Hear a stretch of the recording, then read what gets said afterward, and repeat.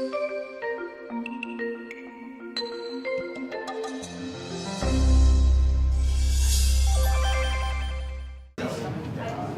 right, everyone. Thank you all for coming this evening. We're going to gavel this meeting to order at 6:32 p.m.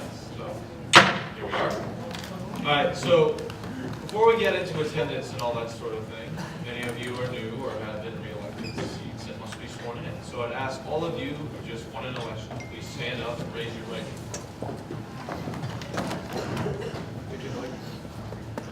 Chief Justice will now read the oath of office. It's one of the few things I get to do, folks. Give me a second.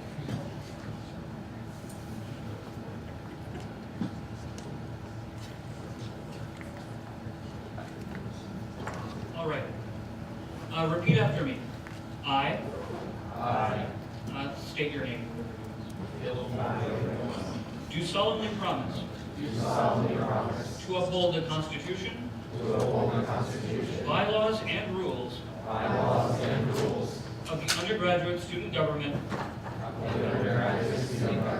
At the University of Connecticut in Stores. I promise that I shall. Consistently and faithfully.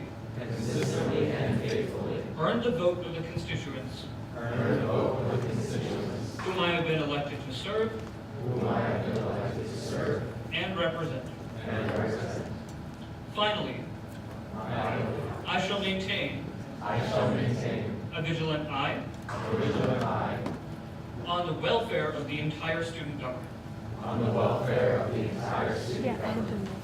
That we may all diligently work together. To successfully advocate for. Represent. And serve the entire student body. Congratulations.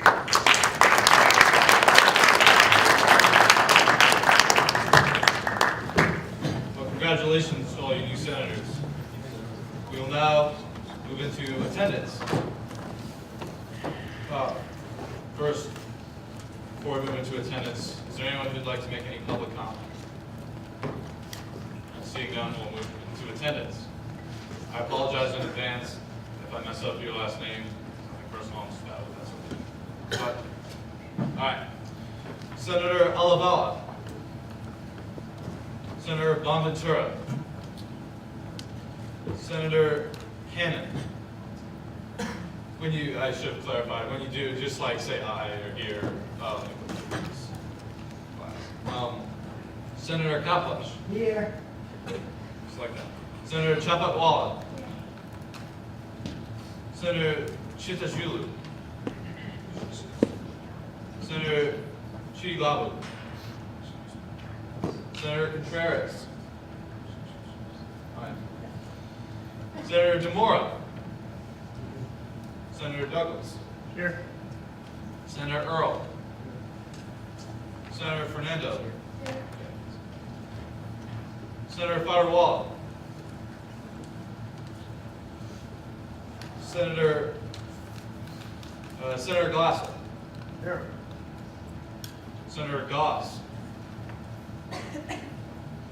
Senator Grennan. Here. Senator Howard. Here. Senator Karwowski. Here. Senator Hassan. Senator Knight. Here. Senator Knowlton. Senator Lau. Here. Senator Law. Senator McCool. Senator Molina. Senator McEnany. Here. Senator McCormick. Senator Mima. Here. Senator Moore. Senator Naid. Senator Nenadol. Apologize in advance. Senator Naimiak. Here. How is it? Senator O'Connor. Senator Odell. Here. Senator Opayemi. Here. Did I get it right? I apologize. Senator Osen. Senator Pan.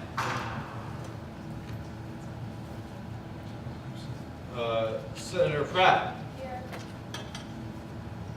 Senator Ryakota. Senator Resnick. Senator Reynolds. Here. Senator Roach.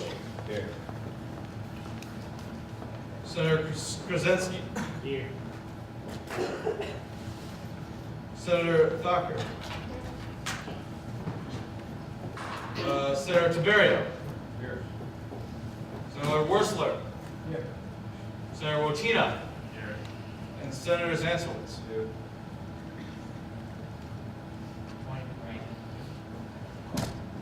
Oh, you were, yes, I apologize. You can call me Bobby. Yeah, Senator, no, I will, Scout Mana? Sacramento. Sacramento. You can call me Bobby. All right, well, in that case, you definitely have quorum. Consider it an adult. So now, that we've done attendance, we will now move into approval of the minutes from our previous meeting. This was, what? Oh. We will now move into, motion to approve the minutes from 10/31/2018. Do we have a motion? First goes to Moore, second goes to DeBerry. For all you new senators who weren't there, you have to abstain from this vote because you weren't there to see what was going on in the meeting, but just one point. Was there any points of discussion on the minutes from the Halloween Senate?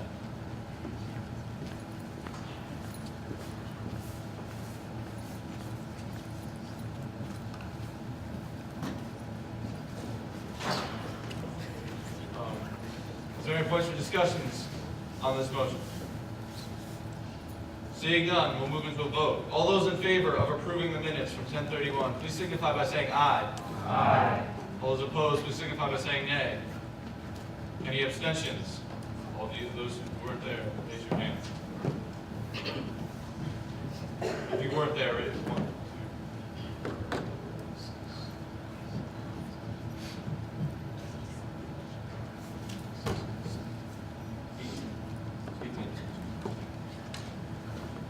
In the opinion of the chair, the ayes have it, the motion carries. We will now move into reports. First report on the list is the report of the Student Development Chair.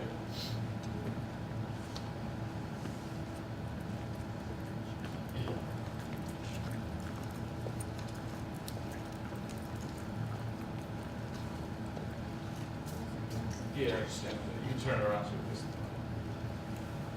Hi everyone, I'd like to welcome It should be a switch on the Hi everyone, I'd like to welcome all the new senators from the USG. I'm the chairwoman of the Student Development Committee. My committee seeks to promote diversity and inclusion on campus. So we meet on Thursdays at 5 p.m. in the SOC conference room. So tomorrow our meeting will focus on the campus climate survey that we're developing with the Office of Diversity and Inclusion, and we'll also have a guest at our meeting tomorrow. His name is Sean Washington. He's the Associate Director of University Planning, Design, and Construction, and he'll be updating us on the South Commons campus project. So please feel free to apply and join student development. Thank you. Are there any questions for the Student Development Chair? Seeing none, we'll move into the report of the Student Services Chair.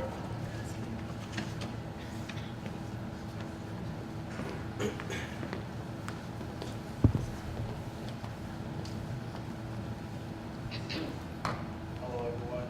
I'd like to extend congratulations to all the new senators. Let's give them all a big round of applause. I'm the Student Services Chair, so our committee focuses on improving the quality of life of students on campus regarding health, transportation, safety, recreation, and more, so it's a pretty big scope of advocacy. We meet on Mondays 6 to 7 at the SOC, so feel free to join us. So this past week, we were able to invite Director Costanzo from UConn Rec to come give us a presentation on the new rec center. She was also able to give some committee members an exclusive hard hat tour of the actual facility, so that was pretty cool. Moving forward, we would like to work with her to create a sort of student advisory board in order to promote transparency between both parties. Additionally, mental health first aid certification went very well this weekend. We were able to get a lot of great feedback. We had a Daily Campus article written about us, and also due to popular demand, we're hoping to host 2 more sessions next semester.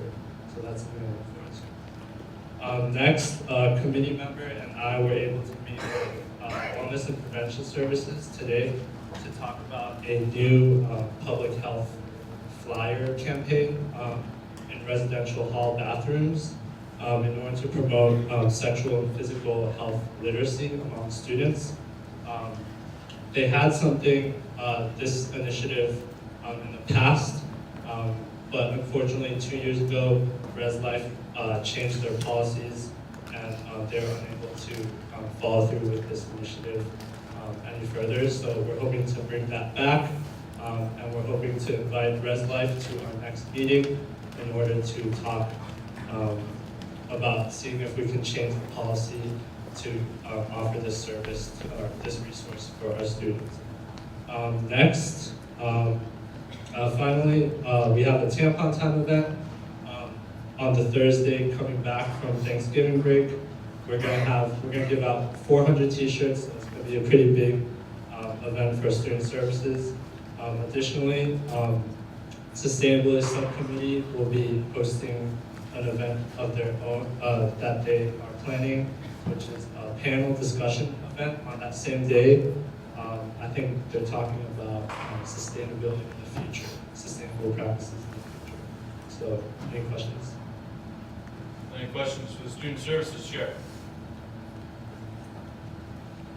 Seeing none, we will move into the report of the Academic Affairs Chair.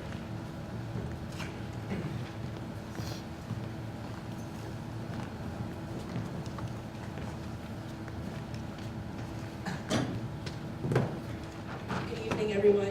As well as I'm saying, congrats to all the new senators. I'm really excited to have you.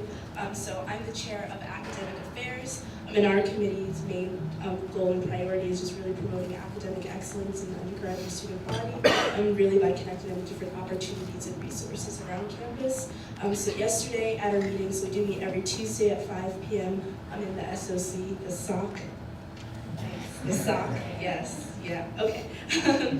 Dr. Katrina Higgins, who's the director of advising, came by, and she shared the results of last year's advising survey. So a survey went out fall of 2017 that essentially, it was kind of like the SET surveys. Are you guys sort of familiar with those in terms of professors? So it asked questions about how would you describe your experiences with your advisor, leave comments and things of that sort. And we got really great feedback. About a third of the student population sent in a response, so we did get a lot of feedback, and we just discussed where we can take that survey and how we can incorporate the survey and just making advising better and better. So we're going to be working on that over the next year and then putting it out again next fall, just so we can really fix a lot of there were a couple tweaks and errors, especially when it came to getting quantitative data. And then last week at our meeting, we had Dr. Caroline McGuire from undergraduate research. And we just had a discussion about undergraduate research, the resources and opportunities that they have, such as the workshops and panels, in ways that we can really help students find different research opportunities on campus, both through the Idea Grant program as well as faculty members. That's all I have. Are there any questions for the Academic Affairs Chair? Seeing none, we'll move into the report of the External Affairs Chair.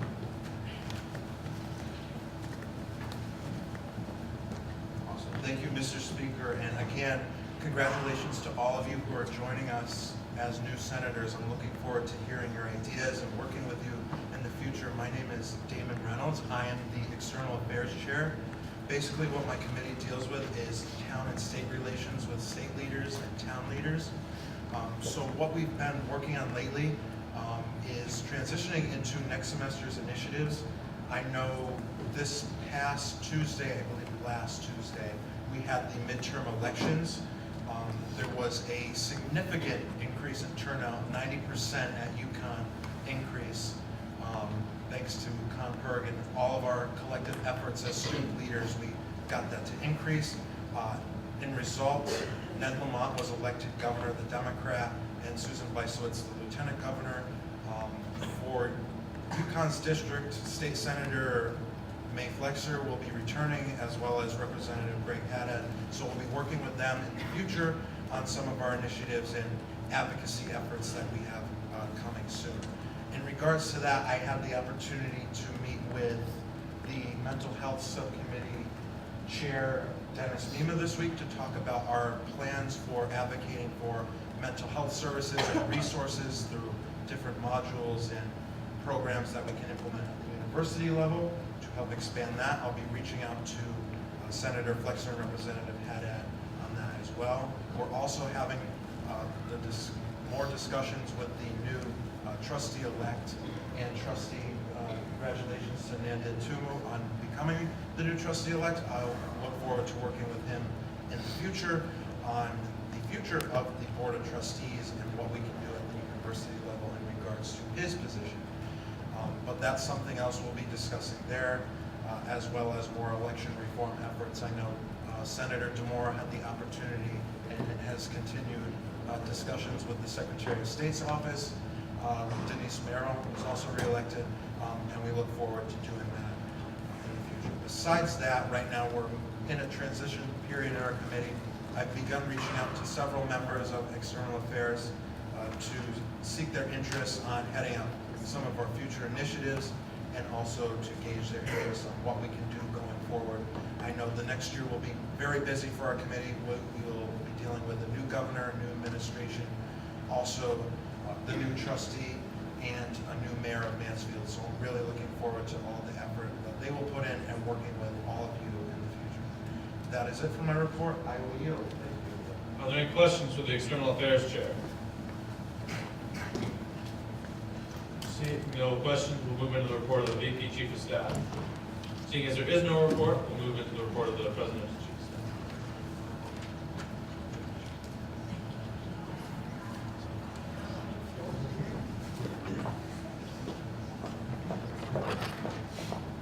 Staff. Hi guys, welcome all of our new senators. I'm Marissa. Oops, too excited. Yikes. I'll just hold it. I'm the Chief of Staff to the President. It's so nice to see all of you guys here. So the biggest thing I've been working on lately is applications for COSGA, which is the Conference on Student Government Associations. So every year we take 8 people down to Texas A&M University, and we meet with a bunch of student governments from all over the country just to talk about initiatives, what they're working on, how they're doing well, learn from each other, grow from each other. So those applications are due this Saturday, November 17th. I know a lot of you have already gotten some in, so that's awesome. And the dates for that trip are March 29th through the 31st. So if you have any questions, please let me know. I look forward to seeing lots of applications. Any other questions for the President's Chief of Staff? Seeing none, we'll move into the report of the PR Director. Seeing it's not here, we'll now move into the report of the Comptroller. Comptroller.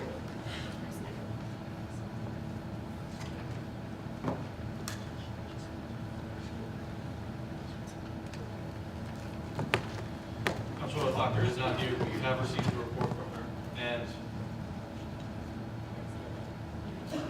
I will now read it off. Alright. Hello, everyone. She congratulates everyone for being duly elected and sworn in. She says requests for this funding requests for the spring semester are open. Coaching and informational budgets for next semester are due this Friday by midnight. Informational budgets are much different this semester and require a little more detail from groups. And we'll be evaluating all the budgets during the break My deputies are working on inventory before the position eventually becomes paid. I have a meeting with SAIT this Friday, or I have a meeting with SAIT Friday morning, and we will be discussing the funding request system. The staff and students have been working on the policies and hope to be done by November 28th. Most important note, there will be a town hall for students to discuss policies and other funding concerns and issues the Tuesday after break. Tell your constituents. Be prepared to represent a voice for them. Also, P.S. Organizations can now sign up for our email and text list. The QR code for the form is on the door of the USG office. I hope you all have a wonderful Thanksgiving break. Now, I can't accept questions on her behalf because she's not here, but if you do have questions, talk to me afterwards. We can put you in contact with the We'll now move into the report of the Chief Justice.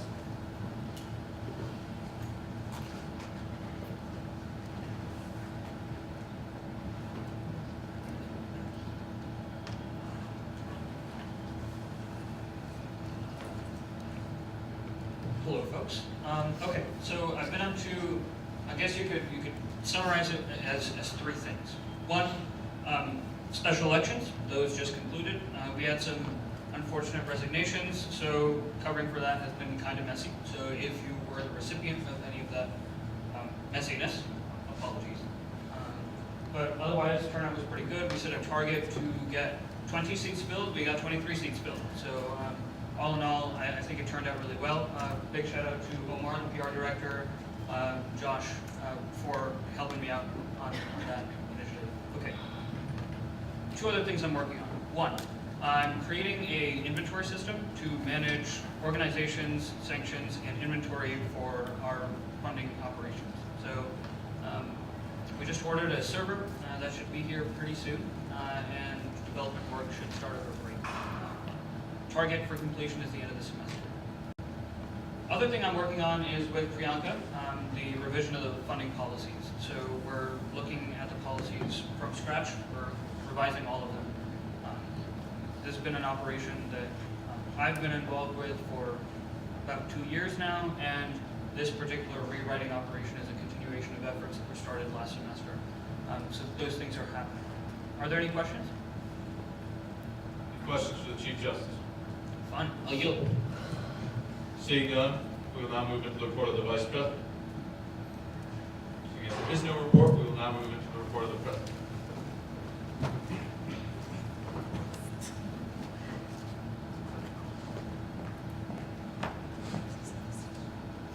Hello? Hi everyone, it's so lovely to see you all here. So good to see so many new faces. This is a full house, which I haven't seen in a long time. So I'm really excited to see you all. I'm so excited to work with you this year. If you have any questions, I have office hours Monday, Wednesdays, Fridays, 12:15 to 1:15. You can always email me as well, and I'm always happy to help when you adjust, transition, and also that goes for current members as well. You know, my door is always open.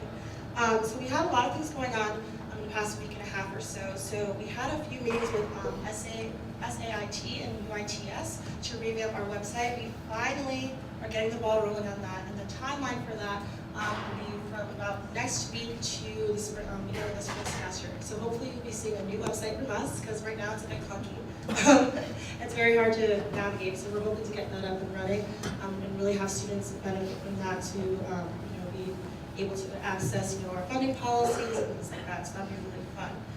I'm almost done selecting people for our University Senate Committee. So I've really spent a lot of the semester trying to fill those seats, and I've recruited people outside of USG as well to see who would be interested. So these are like very prominent peers on campus, people who are really prominent and involved in the committees, and so I will be bringing them to Senate for nominations on the 28th. So I'm really excited to have you all meet them. We still have a few more seats left to fill, so any of our new senators, if you're interested, I will be sending out another email to have a call for letters of intent. And I really encourage you to apply. It's really fun, and it's a great learning experience.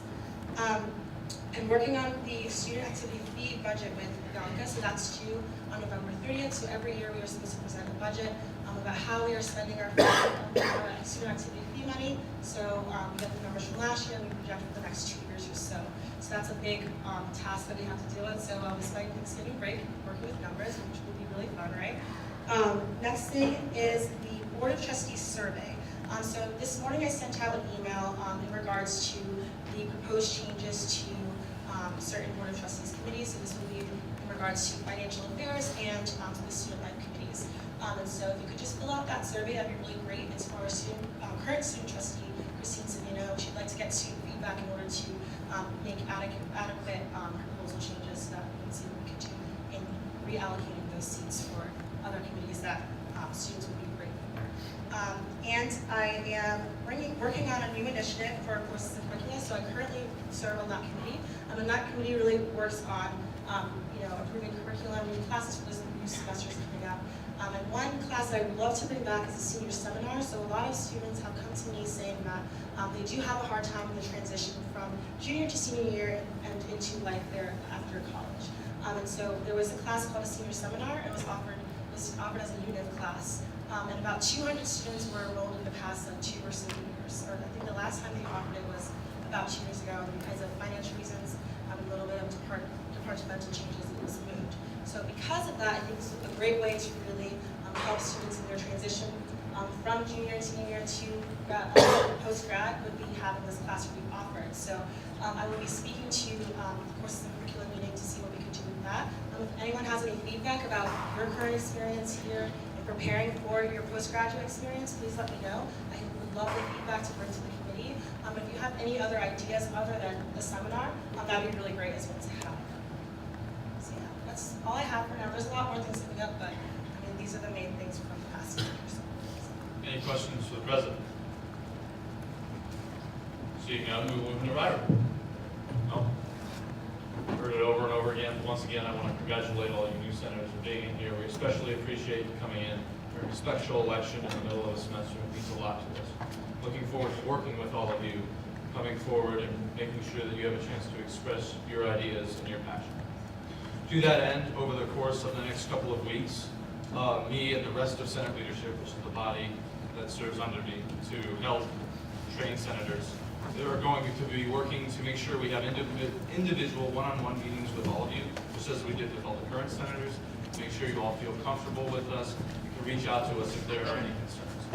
In the time between then and now, we just ask you, stay patient with us. If you have any questions, please don't hesitate to reach out to my email. I believe all of you have it. It's the represent@usg.uconn. We can always set up a meeting. I can answer anything over email. It's all up to you. And to that end, I'd also ask any current senators out there to make sure that you're doing your best to introduce all the newer members to the body, make them feel comfortable. If they have any questions that you feel you can answer, don't hesitate to answer them for us. We always love that. That's what we're going for. I will also be looking into meeting individually one-on-one with all of our new ex officio senators. Apologize, we haven't had a chance to do that yet, but I want to make sure all of you feel comfortable in this role as well and know what's going on. Finally, and arguably most importantly, this past week, during the Senate leadership meeting, Senate leadership voted unanimously to remove Senator Zahn, who is a CLAS senator, from the body. Senator Zahn had missed the last 4 Senate meetings with unexcused absences, missed all of our caucus meetings, and both committee and office hours. Now, we have reached out to her since then. We've talked to her about it. She understands the action we take, and she appreciates what was going on, and she thinks that for now, it'd be good to leave the body and perhaps come back in the future. Of course, Senate has the right to overturn our decision if they feel it's necessary, but that would be a motion to new business. Are there any questions for the meeting?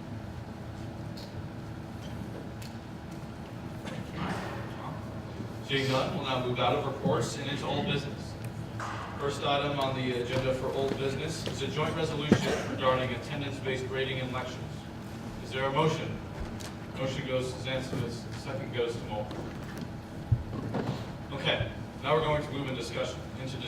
I'm going to give the author of the bill, Douglas, a chance to come up and speak for 5 minutes on his legislation.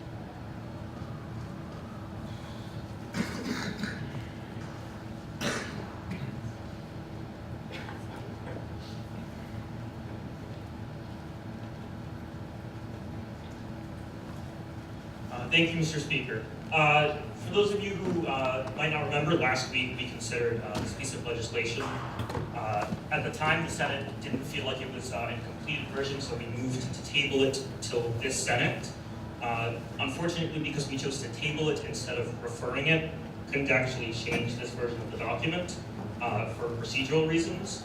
So what I'm going to ask that we do today is move to refer this motion back to Academic Affairs Committee, and we can address it in committee where we can actually make changes to the piece of legislation.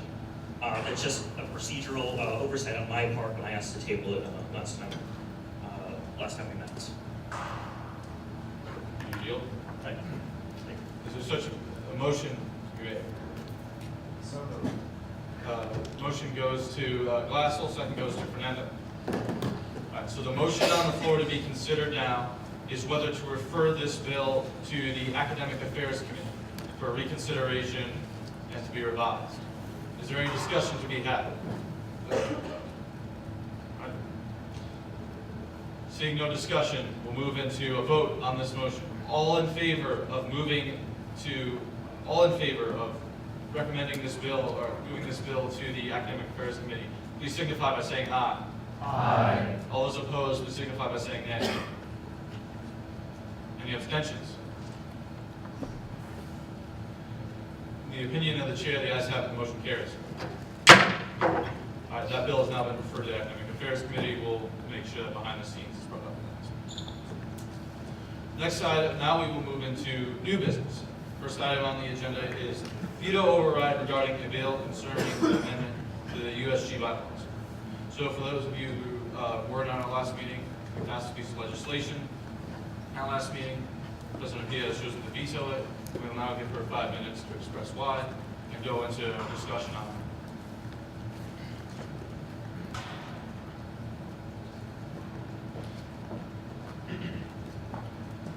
Hello, everyone, once again. So for our new senators, just so you all are aware, so this bill was proposed to change our current bylaws in regards to the term of EOC committee members. So the Elections Oversight Committee is the committee that has jurisdiction over our elections. So in the fall and spring, they want to go over the election packet, policy changes, et cetera, kind of oversee those elections. What was proposed was that each EOC member on the committee would be allowed to run for elections on the committee after they're on the committee. In our current bylaws, as it stands, if you do serve on the EOC committee, you're not eligible to run for an election position. And that's how it's been for a very long time. And so, if I'm not mistaken, this was brought up by Dr. Carroll. So, our former EOC chair, he has resigned as of Tuesday due to executive reasons and concerns. And so, the reasoning for that, and I've spoken to him, I've worked with Josh in London on this as well. The main concern seemed to be that it was in order to get students to fill the committee.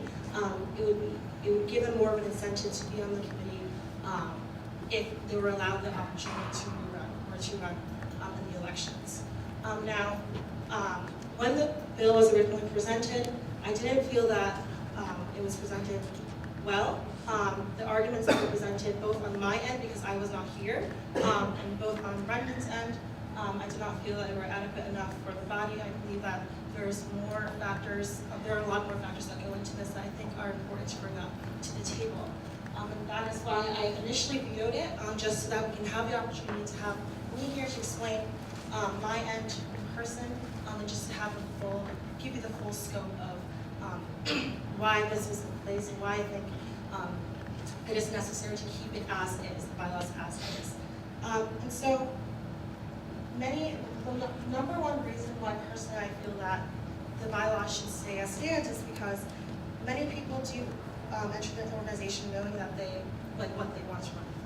A lot of people do have this in mind, and we hopefully we would hope that over time as they grow in the organization that they will get encouraged to run, they'll be incentivized to run. But a lot of people, you do need to prepare for those who come in and know that they want to run in the future for sure.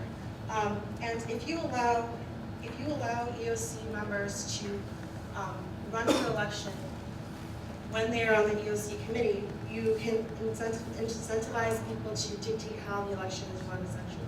And so the biggest example that comes to mind when I think of this is in terms of campaign funding. So if someone runs as a freshman, for example, they know that by junior year that, let's say someone is a senator or wants to be on the EOC, goes on as a freshman, they know that they want to run in a few years, let's say junior year.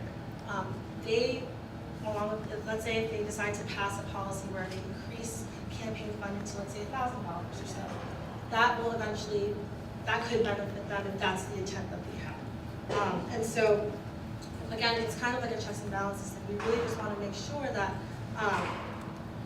again, there's no, EOC members do not have a stake in in the elections if they end up deciding to run. If that makes sense. So they could bend, essentially they could bend the rules if it, to make it advantageous for them. And number two, I think that I understand the point that we want to make sure that we give members the opportunity to be on the committee, to fill the committee. I understand that. But I think we have to look at it as this is a retention issue within USG, and I think we need to invest more time in that first before we say that we don't have enough people to fill that committee, just because seniors are the ones that usually do run for EOC positions because they're a senior, they have a year left, and they've had a lot of time in the organization to understand the elections process.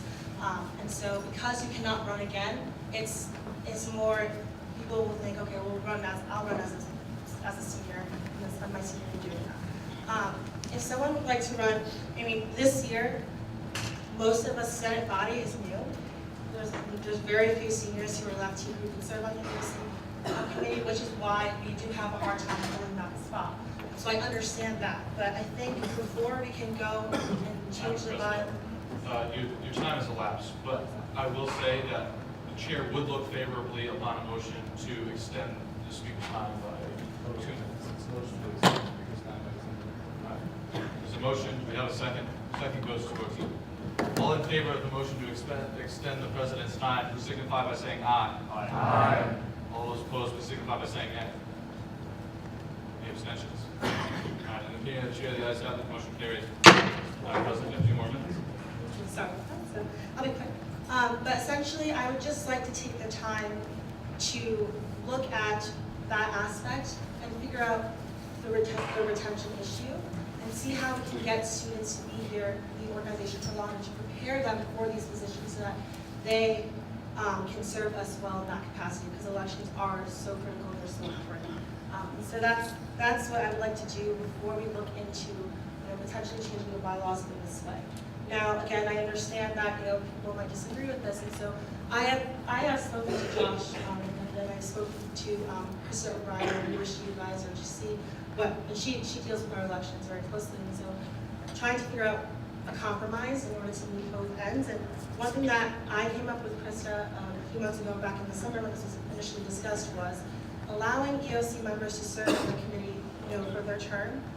For the year afterwards, they're not allowed to serve on the EOC committee, but then the year following that, they can decide to run an election. Just that, at least it's distanced.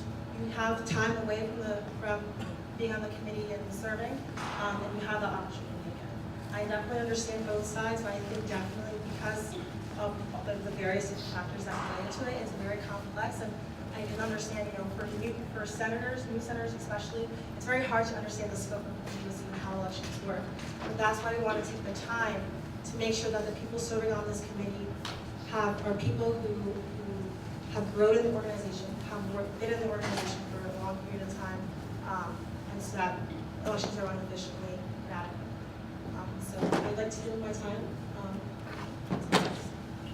Thank you, Madam President. All right. So the way this is going to work for everyone here is, remember, if you do want to be added to the speakers list, hold your placard up like this. We will add you to the speakers list.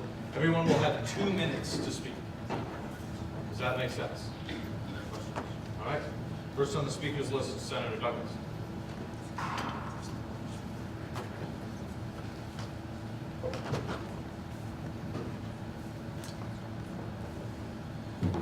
So before I begin, I would like to mention that I'm dysgraphic and dyslexic, so when I butcher your name on the speakers list, I do apologize in advance. That being said, directly to this piece of legislation here. I agree with the president that no one should be able to run for an election while they serve on the EOC. But that's not what this amendment allows. What this amendment essentially allows is anyone who wishes to run for an election may resign their seat in the Senate, or can resign their seat from the EOC and then participate in the election. So there would be no time where someone who's sitting on the body that regulates elections would also have power over those elections. To the point about changing the funds during and before an election, that packet, or the election packet that I'm sure all of you are familiar with, that packet gets approved by this body. So if a change is made by the EOC, that change needs to be approved by the Senate. So I don't agree with the notion that a person can make an edit and then sneak it past the Senate, because we have enough senators in this room that will read through that packet and catch those changes where something like that would not be permitted and would definitely be brought up for debate on this floor. With that, I'll leave the time. Thank you. Next on speakers list is Senator Zaskowitz. How can we get added to the speaker list? You just raise your placard like this and we'll, yeah, just perfect, just like it. And go right ahead. When you do that, can you make sure you hold it up until you and I make eye contact, or you make eye contact with the speaker? That way I can make sure I get you down. All right, thank you, Mr. Speaker. I wholeheartedly agree with Speaker Delani Douglas, or Deputy Speaker Douglas. It's great that we have all these people in the room today and it's packed, but this, as I'm sure you all know, is not the norm. It's not like this ever, really. All the meetings all year were much smaller than this. I feel like everything we can do to increase representation is the best thing we can do as our student body government. I do share the President's concern of the overlap, but as Deputy Speaker Douglas said, there's really no overlap that will occur, and I want to reemphasize that we are the check on the EOC, so that's the biggest thing to take away. So the two biggest things I'm going to recommend are increasing our availability, or our duty to check the EOC in any way. If we think they overstep, don't be afraid to come forward and make that known. And again, any way possible, we can just continue having these numbers, retain representation, and expand. That'd be the best. I have the best one. Thank you, Senator Zaskowitz. Next on the list is Senator Cortina. Thank you, Mr. Speaker. So I want to shed a little light on what is mainly selling your senators. So why are you here today? You're running a special election. In case you're not familiar, that's not really a norm that happens in USG. That happens when we have a high demand for senators, when the Senate is very small and we need all the heads we can get. This has been a problem that's been prevalent not just this year, it's almost a trend, if you will, every year, at least that I've been here in USG. And so we held a special election, and the reason we did that is because the EOC didn't have the effectiveness, if you will, to gain as many election or applicants to apply to be served on the Senate as it could. That's because there isn't really an incentive to be on the EOC committee right now. Unless you're graduating senior and you really care about USG, then no one's really going to apply for it. This is fixing that. This will allow you to not only serve on the EOC in that capacity to fulfill its duty, you get insight on how elections work, and you can be an asset, and then apply that as a senator later on if you so choose to. So I hope you vote for that. So. Is that a motion for Senator Glass will raise this motion? Senator Glass? Thank you, Mr. Speaker. Going off of what Senator Douglas had said, how they could Is this a resign, question and of the motion? I want to slightly revise that. So I wish to amend the first, fifth, therefore clause So instead of it reading currently as no person currently serving on the Elections Oversight Committee is eligible to run in elections of the undergrad student government, I wish to change it to where instead it reads, no person currently serving on the Elections Oversight Committee or who served during the school year of any elections is eligible to run. So, whether or not I agree with that amendment, I think it's important to discuss that, but we're not discussing the bill right now, we're discussing a motion to override the veto on the bill. If you think that the bill as it stands right now requires those changes, then like you should, like that's an agreement to like the president's veto, you think like you should go back to the table and discuss it. If you're willing to let it stand as is, that's something different. We can't amend the bill because we're not considering the bill itself, but the veto of the legislation. Okay, thank you.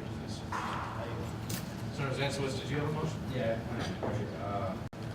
do you have the vote tally for this last time? Last time it was unanimous, there was one abstention, so not quite unanimous. And then the first time it was considered, there were 22 to 2, I believe. Senator Douglas? On a point of information, Mr. Speaker, how many people are currently sitting on the EOC?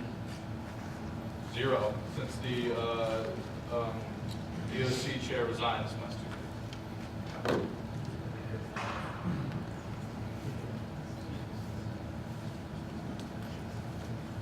Next on the list is Senator Moore. Good evening, everyone. I will keep this brief, as this has been considered and passed twice. I would just like to point at the history. Historically, the EOC has been very thinly populated with the policy that is in place right now. So I believe that changing this policy, which this bill would, would do, could only be positive. So, excuse me. I yield my time. Senator Moore.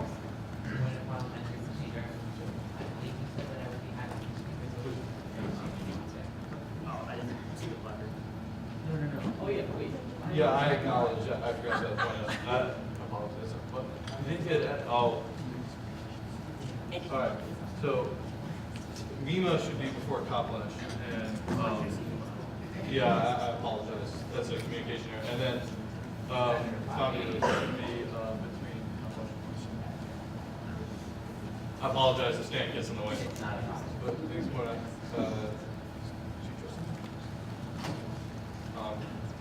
all right, next on the list is Senator Nemo.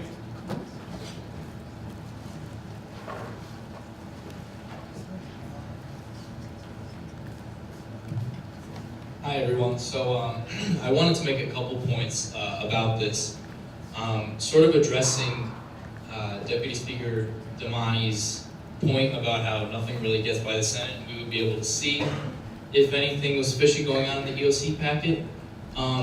The amendment to the bylaws passed on October 17th was unconstitutional, and that got by us. Pretty sure it was 22 to 2. So the point about the fact that nothing can get by the Senate is not really true in some instances. And then also I'd like to make a comment on both the standing population of the EOC and how we want to try and bring people in. And I think this really comes down to retention within USG as a whole, and how President Appiah explained how we have almost no seniors that have stayed in USG for multiple years. And if we had had seniors, then maybe we wouldn't have the issue of having nobody on the EOC. If people stayed in USG as a whole, then we wouldn't have to worry about trying to make amendments to the bylaws to add people to the EOC. Also, this bill as it stands, from what I can see, means that someone can resign from the EOC, run in an election immediately afterwards, and then right after they get elected, they could join the EOC again. So they would only be out of the EOC for a week, which I feel like definitely doesn't leave enough time for there to be absolutely no conflict within what they're doing in the EOC and their election in USG. So I think as this stands right now, I would not be in support of it whatsoever, and I definitely approve of the president's veto. I think that if we were to try and pass something like this, there would definitely need to be a bigger gap, like President Apia said, of a year. I think I would be more in favor of a semester gap between being on the EOC and running in an election, but as it stands, I think that it's bad. For the speaker or the chief justice, whoever feels better to answer this. The way the policy currently stands, and how the policy would stand if this bill were to override the veto, can someone concurrently hold a seat on the EOC and in the Senate? No. Thank you. Point of information, Okay, go ahead. just from what I'm gathering, so what the current policy says is that someone that sits on a subcommittee, the EOC subcommittee, could not run for an election for general USG. So what the bill reads right now, the one that we're proposing a veto override, is when you are on the committee itself, you cannot run for election. The only word the bill changes is it used to read that you can never run again. It reads now that you will not be able to run again if you are on the committee itself. Senator Moore's point was, can a sitting senator be on the EOC? Is that correct? Yes, I wanted to know. There are no current bars to a sitting senator being on the EOC. With the policy, after the amended state given this bill, that restriction would not be removed. The loophole which Senator Mila described holds. You can, theoretically, sit on the EOC, resign, run in the election, then be reinstated to the EOC the next day. That flow of events, the loophole that Senator Mila pointed out is valid, which I think is what you were trying to get to. I have a follow-up point of information if you will. How does one get a seat on the EOC? Sure. The president appoints a chair, and then the chairperson appoints members. All members are approved by the Senate. Now, Senator Kaplash.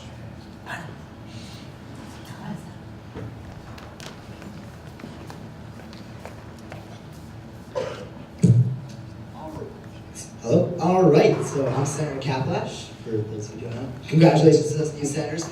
I'd like to point out just a couple things. This is like the third time we're debating this.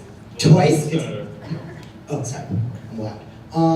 And twice it's been passed twice, and one of which at least was unanimous.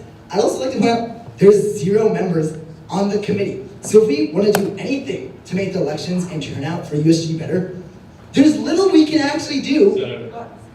I'm just gonna talk. All right, there's little we can actually really do. And also another thing I'd kind of like to point out, all of the EOC's power is either dictated by the judiciary or us. They don't really seem to have very much actual power. I feel like we're debating semantics on a very small part of USG when we could be focusing on real issues like getting people in USG. Because who would want to be so passionate about being in USG that they'd want to be on the EOC but have so little power that they couldn't do anything later in USG? What person would ever want to go in that Senator, position? it's not just that you were yelling into the mic, it's yelling in general. Try to give yourself a little. Sorry. But my point is the people we're looking for just don't exist. No one would be this passionate about USG, about getting involved in EOC, that they then wouldn't want to get further involved, like being a senator. So I see the president's concerns, but I think given how little this campus actually votes in those elections and how many people are actually in the body, I think we should pass this so we can actually focus on fixing the EOC. Once we have people on the EOC to fix it. Thank you. I yield my time. Senator Apia. Mr. Speaker, point of information. When would be the next projected election for USG, for any USG EOC involved in? It'd be mid-spring semester.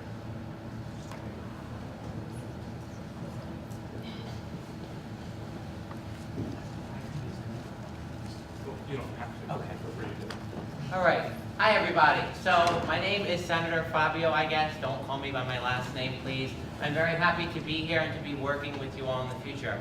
So from what I gathered, I was just elected, as I just said.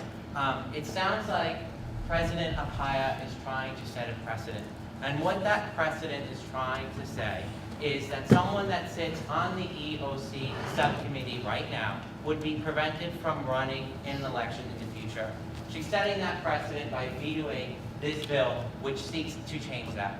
I believe that's very important because you cannot assume that people would not be so into USG that they would not amend the policies to benefit themselves. I can think of a million people that perhaps I went to high school with, not at UConn thankfully, that would amend a policy in the election subcommittee so that they could get more funding or do something else that's rather shady so that they could be elected in perhaps a more important position here at USG. And for that reason, I think the president's veto should stand. As I've said, the president is in charge of setting the precedent for USG. And the president right now sees a loophole in this that could harm us in the future. It's not us that would benefit or be destroyed by passing this right now. It's the constituents and the senators and other elected representatives that would serve after us. So I encourage you all to support the president's veto because it is her job to make sure that our organization stands strong in the years to come. Thank you. Thank you. I yield. Senator Worsler.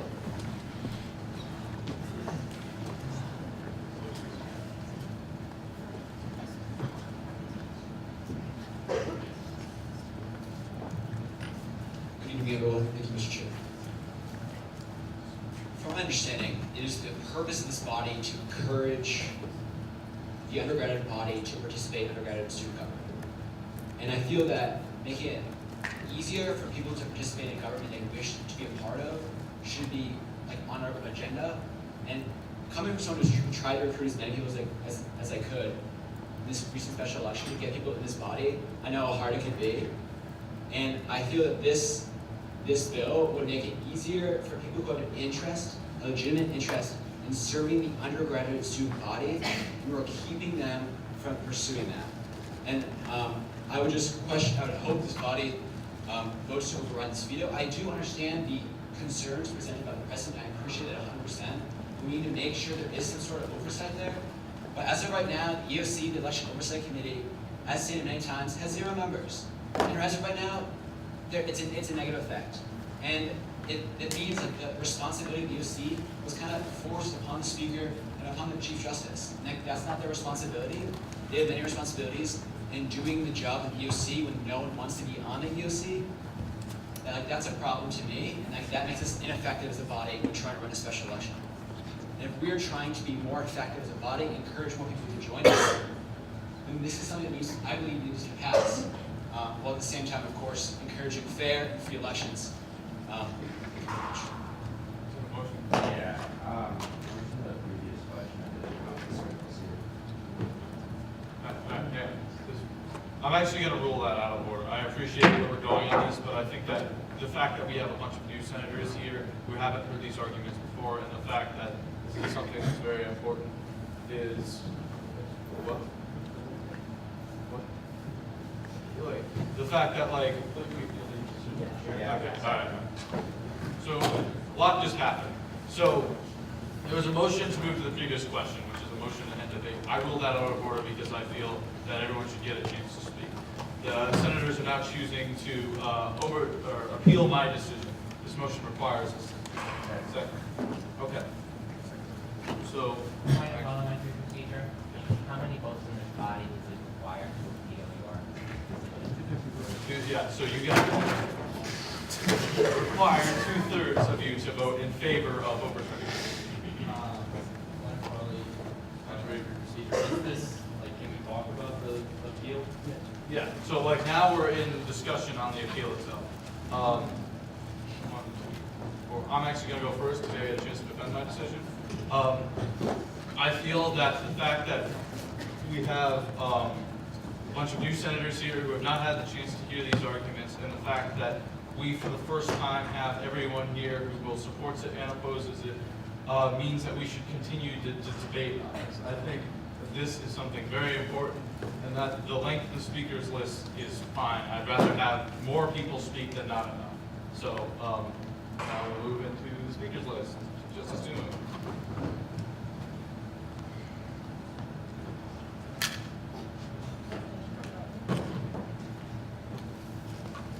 As a former speaker of this body, I'm seeing a dangerous trend, which is whenever some people in the Senate think that we've talked about it enough, and without adequate respect to your colleagues who have all been asked to add themselves to the speakers list, this motion for the previous question appears far too often, and every time it passes unanimously.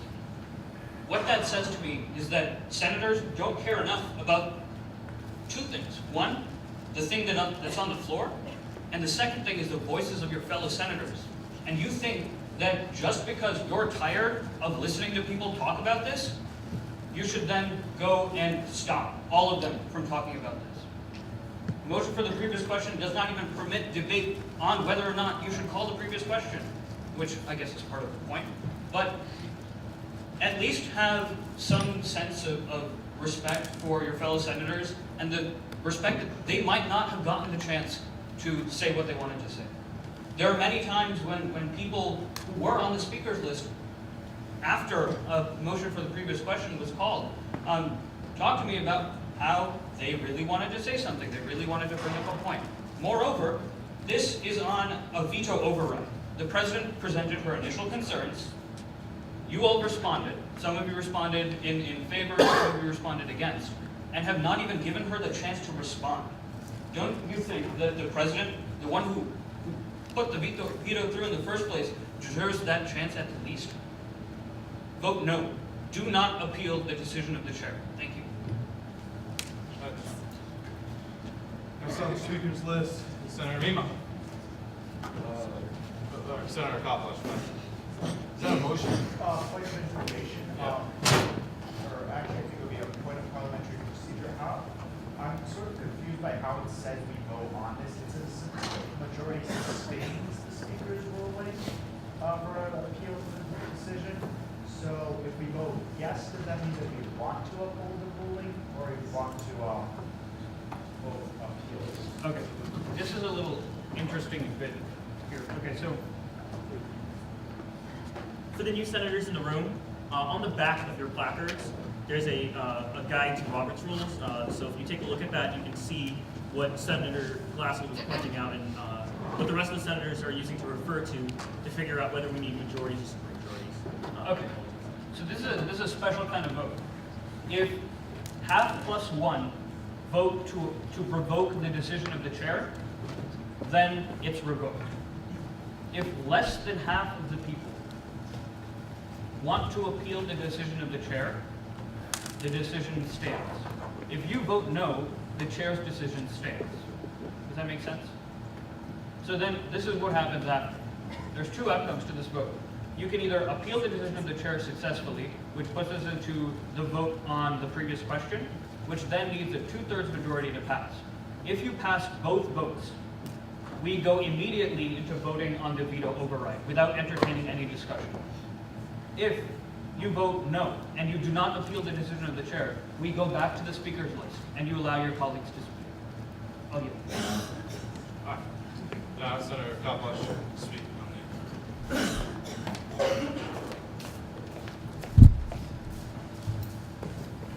Thank you, Justice Timo, for your comments. I think, yeah, that's a fair point, but I'd also like to point out, once again, that all of these discussions have already been had multiple times, and the fact that, like, it seems like it does very much seem like we're going in circles in terms of the discussions being had. The people on the side of the president have been repeating kind of the same kind of debates. The people who are, for passing this bill have also been kind of repeating the debates. I don't see the point in continuing this discussion any further when almost all of this discussion that could possibly and feasibly be brought up have been brought up. If you disagree with me, you're welcome to vote no on the appeal. So, but that's just my take on it. It just seems to be getting really repetitive, and I feel like the point of this whole bill is to bring people into USG. So rather than talk about the voices of the people here in USG about a bill that's been talked about a billion times, why don't we pass this bill and focus on actually bringing people in so we can get more voices in here? Thank you. Next on the speakers list is Senator Meeking.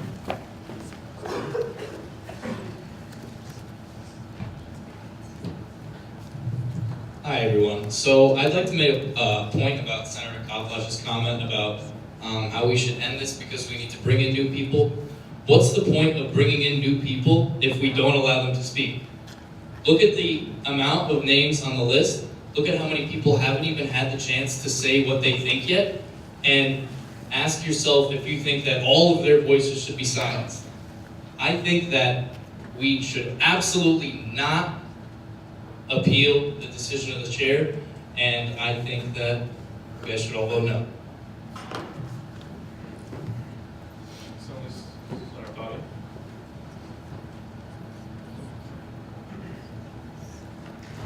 Chairperson Reynolds, are you looking for the list? I have to say, it's nice to see all this procedural stuff play out in the first night so that I get used to it in the future. How many new senators are here tonight? Because I know I'm one of them. Essentially what this motion does is ask us to vote on something, at least the new guys, that we know nothing about. What it also says is how many people that are up there right now on the speakers list, looks like it's over 10, that their voices don't matter.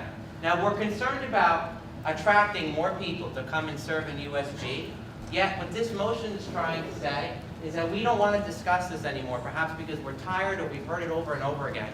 We want new senators to vote on something that they don't know anything about. And when you're on the speakers list and there's clearly a lot of interest in discussing something, being tired and wanting to go back to our dorms is more important. Okay? So I really think it's very important to send a message that these types of motions will not be tolerated. And from what it sounds like, when they're proposed, they're passed unanimously. Did I get that right? That's a problem. Okay, there's already a breakdown. One of the reasons why I ran for senator here in USG is because I feel there's a breakdown between the student body and the student government. I don't think, some people don't know A, what we do, don't know B, what we are, and C, don't care enough.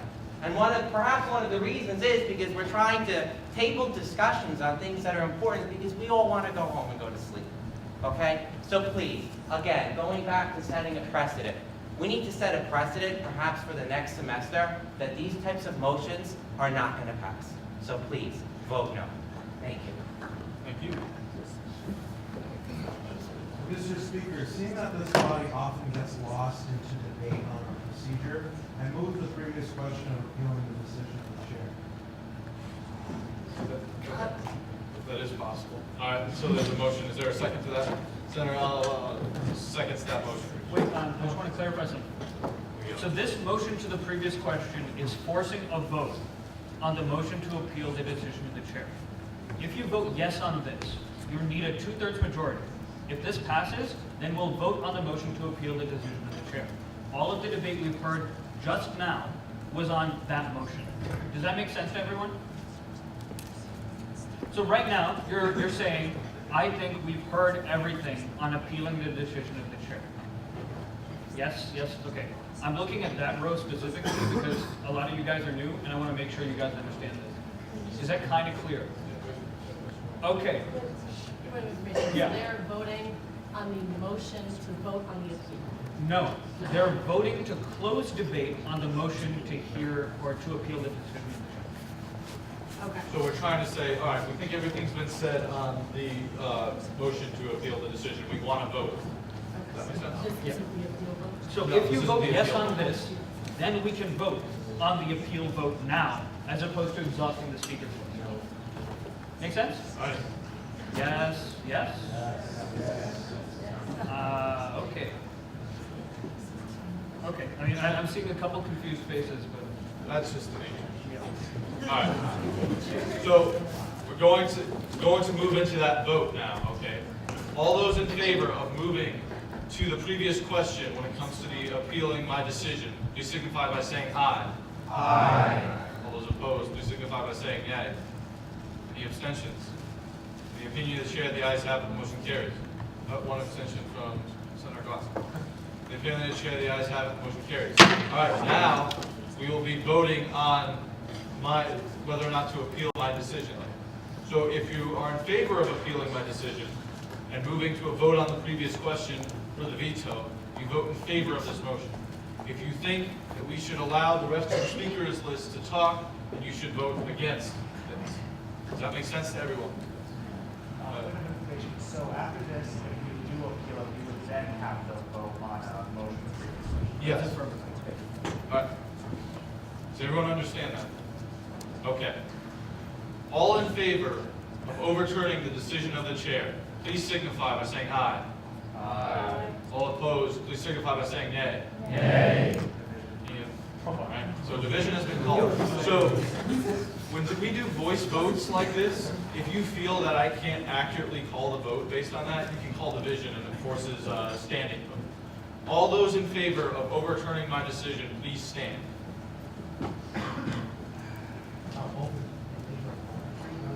Yeah, you're going to want to No, that's based, it's fair because he indicated what he wanted to. If you want to vote no on this motion, sit. If you want to vote yes, stand. If you vote yes, you want the previous question. If you vote no, you don't. Okay, that clear? 4-4. Everyone against this motion, please signify by standing. All right.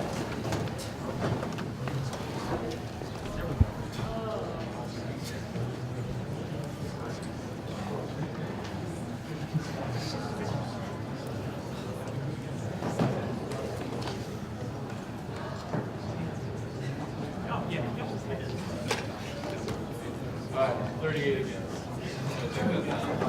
Any abstentions to this motion? All right. In a vote of 4 to 38 to 0, the motion clearly fails.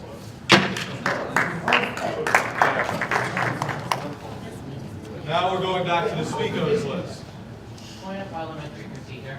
Now, how can we be assured that this doesn't get proposed again in the next 5 minutes? Is there any sort of... Then I'll rule against it again. And you'd also hope that like a resounding defeat like that would get the message. All right, so Senator Conway. Howie. Not Howie.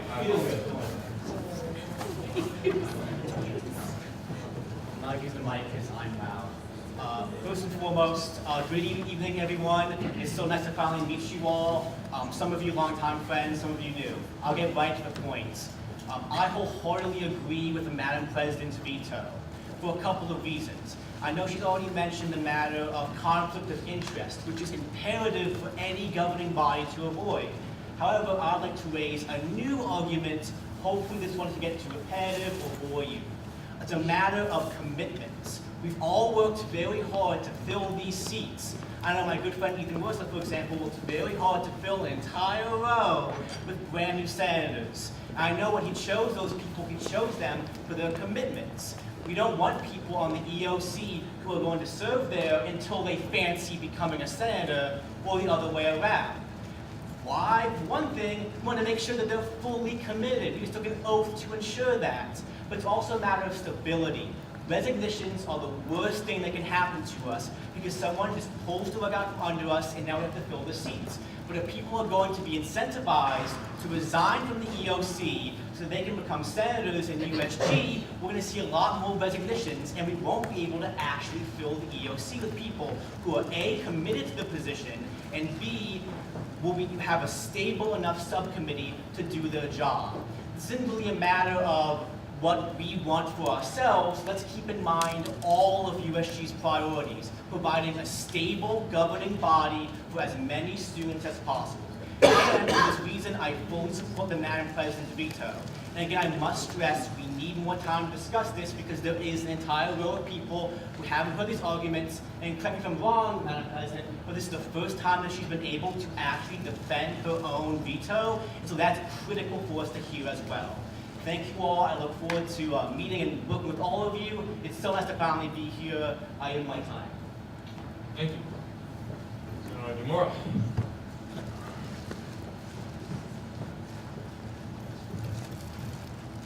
Hello. So, what have we been seeing in the past 20 minutes? A lot of bureaucracy, a lot of parliamentary procedure, the grinding process of having to go motion by motion because people don't want to hear out what's going on.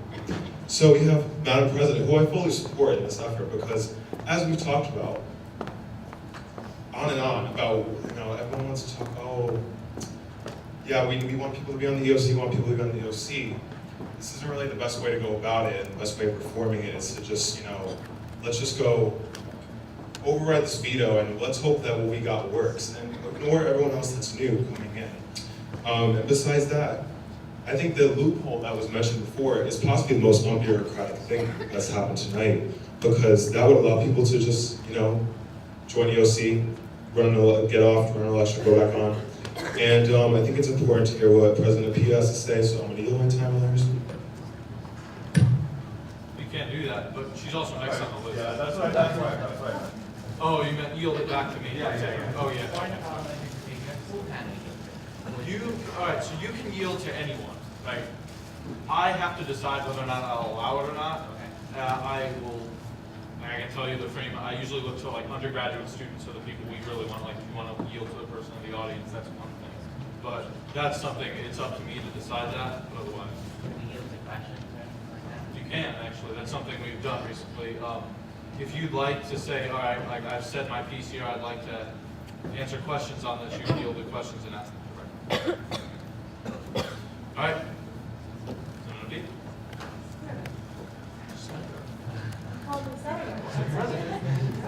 don't know about that. Okay, so there are a few things I want to clarify because I heard some points made tonight. I want to stress that I've been here in USG since 2016. So I've been here for about 3.5 years. Very long time. And when I was here, the EOC committee was filled. It is not a thinly, people were on it, and it worked. So I do want to make that clear, because if that is your reasoning for overriding the veto, that history is just wrong. It is wrong. Number two, the reason why we're talking about this again is because number one, I was not here the first time. And I sent in a report to Marissa about the conversation that we had in the summer with Josh. I understand because I was not here, it's hard to convey that over text, whatever. I would like to also say that our former EOC chair, Brendan Carroll, he resigned, and his arguments were very weak. Now, when I worked with him, and when I worked with him and Josh and them, we've had some personnel issues as well. So his argument was that, we needed more people, we needed to incentivize people to join because he needed a full-on committee to take on the work that was being done. Now, even with him alone on that committee, that work was not being done. And so, to me, that argument, it was weak. And so that's why we're bringing it to the table again to fully discuss it as a full Senate, and that's why it's important to talk about it today. So I just want to clarify, those points that the EOC was filled, and that's how it, historically, even before I was here, that's how it was done, because we've talked about it. The EOC has always been something that's been talked about. So I just want to make that clear. So let's Chief Justice Toomey.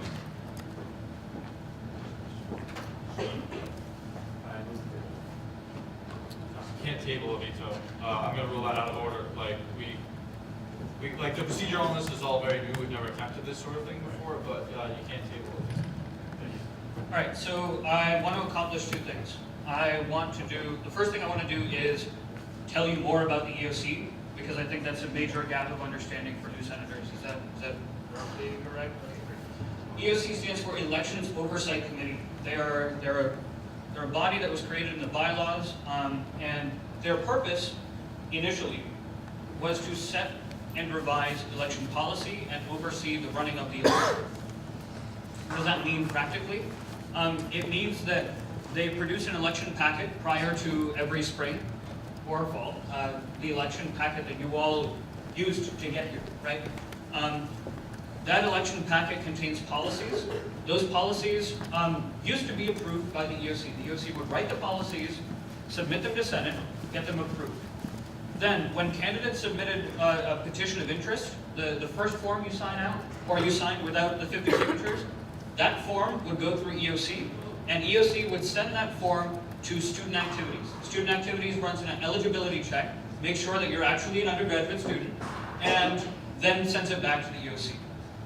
You go out, you get your 50 signatures, you submit that to the EOC, and the EOC sends that to student activities again. And student activities checks all the names on that list and makes sure that the signatures are valid and that there are enough signatures as per the approved policies.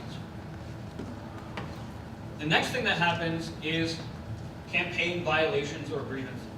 So let's say you're running a campaign and someone violates residence hall posting policy or some sort of canvassing policy. Any undergraduate student has the right to report that campaign violation to the EOC. The EOC then meets and votes on whether or not that violation was, has merit or not, that complaint, and forwards it to the EOC. Can we motion to... Motion by So how moved. By how much? 10 minutes. Oh, keep it less than please. I'm not going to use it. Alright, so there's a motion to extend the speaker's time by 10 minutes. Is there a second to that motion? Goes to Senator Clark. All those in favor of extending the speaker's time by 10 minutes, please signify by saying aye. Aye. All those opposed, please signify by saying nay. Nay. Any abstentions? Anybody share that as have, motion carries. Alright, 10 minutes, Mr. Chief Justice. Thank you, folks. Okay, so if you submit a grievance, it goes to the EOC. EOC votes to approve or not approve it. If it's approved, it goes to the judiciary and they adjudicate the case. They hear the merits of the case, decide whether or not the actual violation occurred, and assess penalties. Once all of the violations have either been submitted and discarded or submitted and adjudicated, student activities releases results to the judiciary, who then validate the results and send them back to the EOC for candidate notification. That kind of clear? So the EOC is kind of this middle clearinghouse where all of this stuff happens, right? But in recent times, a few things have changed. Now the election policies are no longer put in the election packet and passed by the EOC and Senate every time around, but rather they are in the bylaws, and they require a 2/3 majority of Senate to change. That's the one notable change that's occurred in past years. Is that kind of clear? So we all know what the EOC does and what its role is and how us changing it is going to impact it, right? I also want to point out that the EOC has a bylaw charge to set election policy. So they're the ones who have the charge to propose amendments if they want to. Now I want to talk a little bit about issues, right? Some people brought up that this bill, this is the third time this bill has come to this body. I'd like to point out that the first time, it was grossly unconstitutional. The second time, it passed with very little debate. And the third time, we're hearing things that are issues with this bill that were never considered the first two times around. The issue with regards to people resigning from the EOC and rejoining, never brought up before. And frankly, that's concerning. It tells me that as a body, we're not spending enough time actually looking at our policy and the impacts that it's going to have practically. Also, this is solutioning a problem that doesn't quite exist. This problem of the EOC being thinly populated has not existed in years past. Last year, the EOC had 3 members on it. In years past, we've had more, 5 to 7, right? So these problems, these attendance problems that are being brought up by members that have only ever seen half of an EOC. They have never seen a true, full EOC. The reason that this bill was brought forth was because the EOC chair was unable to find people to serve on the EOC. Little marketing was done. How many of you heard that the EOC was accepting nominations? Probably none of you. Maybe that's a factor as to why you didn't apply to be on the EOC. The point I'm trying to make is, the problem that has been proposed with the EOC not having enough people or being a barrier to entry for people in this organization is blatantly false. 1. 2, if on the condition that you think it's not, and you think that this is actually a barrier to entry on the Elections Oversight Committee, you should at least stay with the veto and have the bill reintroduced so you can amend it. Get rid of those loopholes. Do at least that. I think that this body should vote to not override the veto. And the reason for that is, at the very least, at the bare minimum, reconsider this legislation in whole, discuss all of the merits, all of the possible loopholes, all the ways it can be exploited, and propose amendments, have discussion on it, talk about it.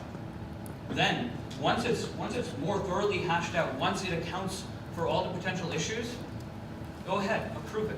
Nobody's going to stop you. I'll yield. Thank you. Through you, Mr. Speaker, I'd like to ask the Chief Justice, when this bill is being supported, where should we support it? As the Chief Justice, I tend not to take policy positions. I did not take a policy position on this bill, and in private, I did not act in support of this bill. So the speakers list, Senator Glassman.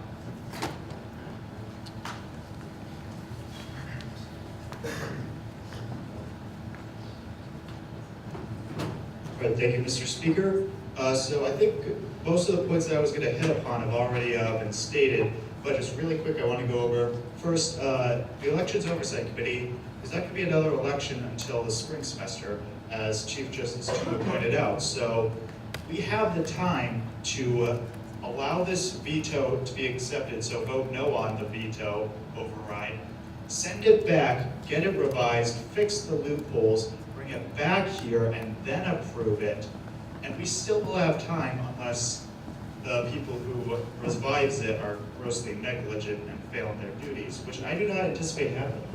So we should vote no right now and allow for this bill to be fixed and to be brought up to the standards that we want it to be at, the levels that we want to show that our Senate can produce. Thank you, Mr. Speaker. I yield. Thank you. Speakers list, Senator Kaplan.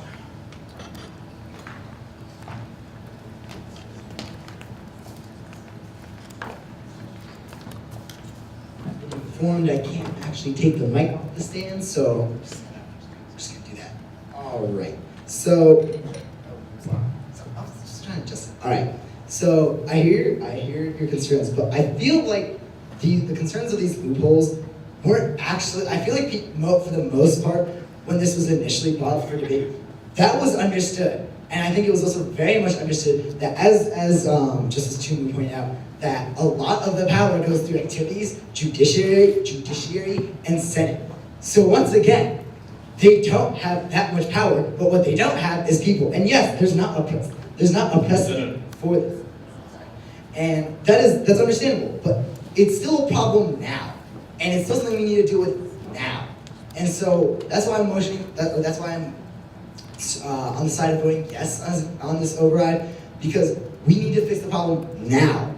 I understand it's not been a problem in years past, but it still needs to be addressed. And it can happen again, okay? And that is something I want to fix, all right? As it stands, to me, it doesn't seem like there is a lot of incentive to join the committee. So that is why I'm for the side of voting yes on the override. You can. Yeah, you can. You got 40 seconds. I yield my time to questions if anyone wants to ask me questions directly. Are you open to the recommendation by the president on perhaps the compromise?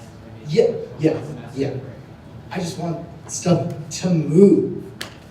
So, not just sit here and debate for years. Yes. If you are in favor of that, would you consider voting no for this and introduce it again, re-amend it? I would consider it. I just want to move this along as fast as possible. 10 seconds. And it seems like voting no or voting yes on this would do that for my people.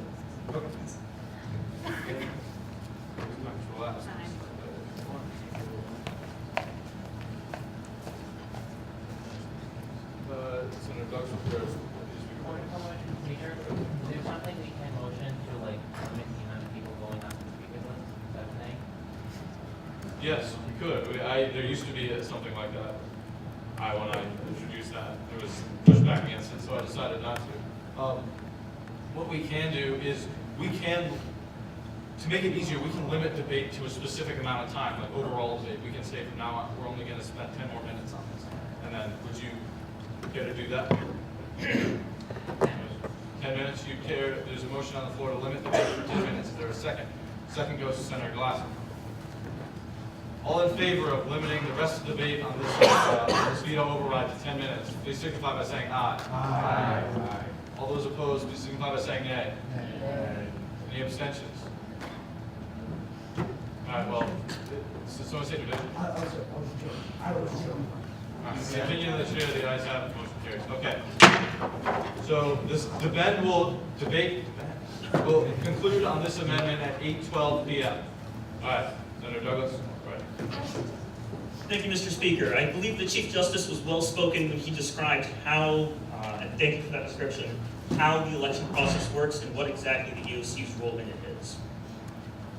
During the actual election process, so once people are submitting applications, the EOC looks for people who submitted applications with less than 50 and doesn't bother forwarding those on. Anything else they forward on, or things that are grossly incomplete applications, it's the EOC's job to filter those out before the election. After the election, it's their job to just differentiate frivolous appeals with real substantial appeals and forward those on to the judiciary. Prior to any election commencing, it is the job of the EOC to present the election committee to this body. The election packet to this body. A number of you during your time running for, and I know this because some of you came to me during my time as Deputy Speaker and asked me, the election packet says that there are 4 different forms that I need to fill out, and you only need to fill out 1 Google form. Things like these can be changed. The EOC exists to do that, and without people who are willing to go to that committee, we can't do this. The Chief Justice asked if any of you were aware that nominations to that committee were open.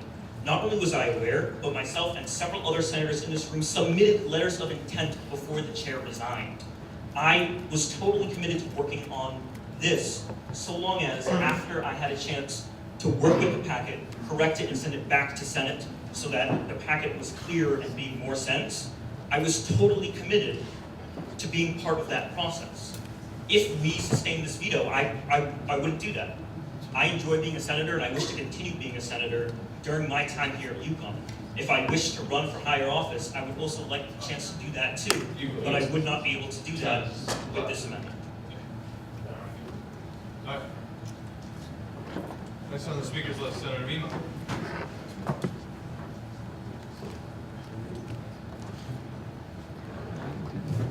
Hi everyone, so I'm not sure what the motion's at before, but I'd like to limit the amount of speakers on the speakers list to only 2 existing. I'm going to rule that out of order. I understand where you're going with this, but we've already limited debate on this to 10 minutes, 6 minutes now. And I think that we talked about this last time, and there was confusion on what the... I understand that. I just think right here, we can talk about this afterwards, but then we have to ask per main motion or per subsidiary motion.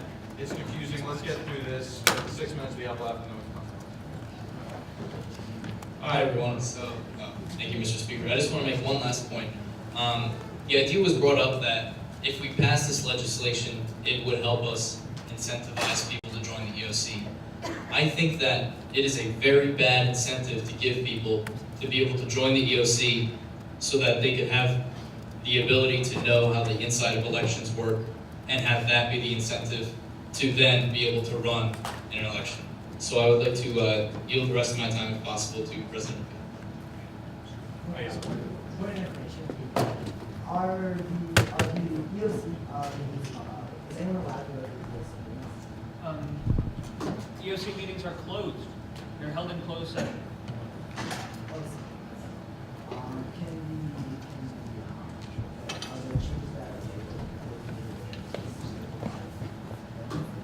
Nobody is allowed to make changes to the election packet or any election document without taking it through Senate.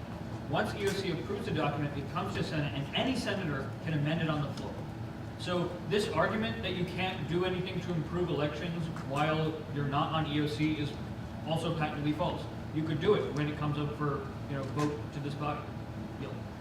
I will allow the yield to. But just one thing, so I do want to emphasize is that this should not just be passed, just to get it passed, since we've gone through it 3 times. This is very important, especially because the next election cycle is for president and vice president.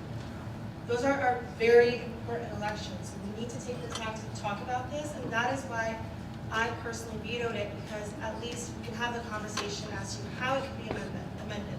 I'm not saying that we can never have this in place, but I want us to have the conversation because it is a conversation that is needed to be had. Another thing, I think that when you're voting on this item, we should be thinking about how this is going to affect elections. I understand why there's a concern about recruiting people to be on the EOC. The loopholes that are possible for candidates through this policy, that's a bigger issue. And the other issue of not having people, having enough people be serving on the committee is something that can be solved organizationally through other aspects. So I urge everyone to think about how this is going to affect our presidential and vice presidential elections, rather than just kind of focusing on recruiting, because there's other ways we can do that. I yield. There's a inquiry. Would the president open to yielding to questions? She has no time. You can ask a point of information to the speaker. That's right.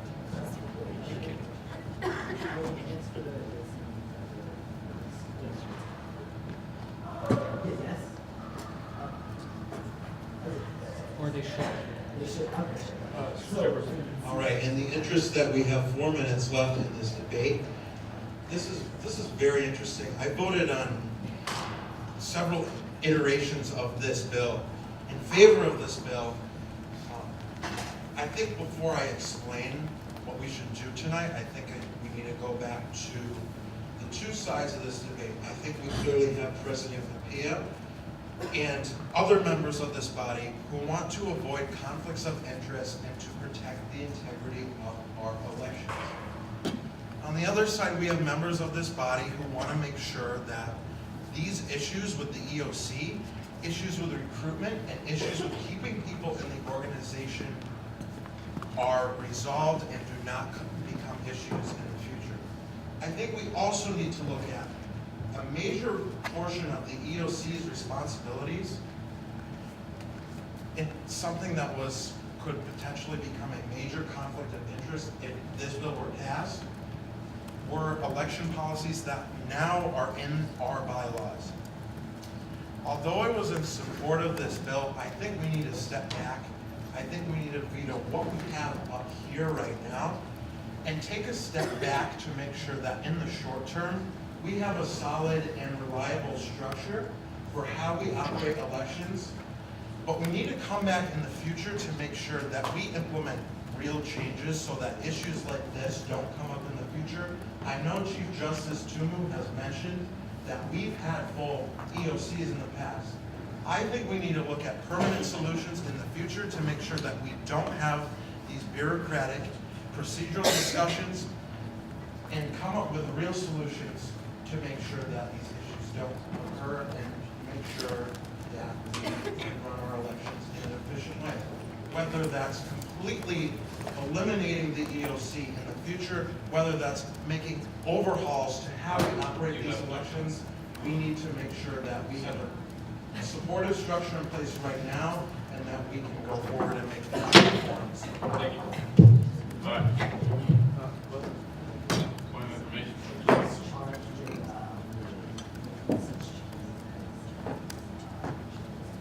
Can you repeat the question again? I'm just trying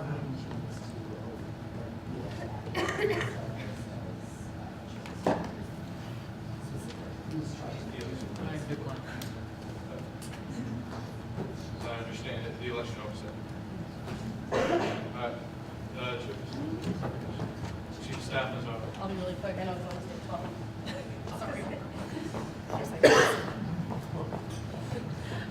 I just wanted to say, we're speaking in very positive terms. In a perfect world, people would join the EOC because they care a lot about elections and they want to see change. In a realistic world, people will join if they see this loophole because they're interested in power and they're interested in using it for their own good. I've seen this happen time and time again in my years here.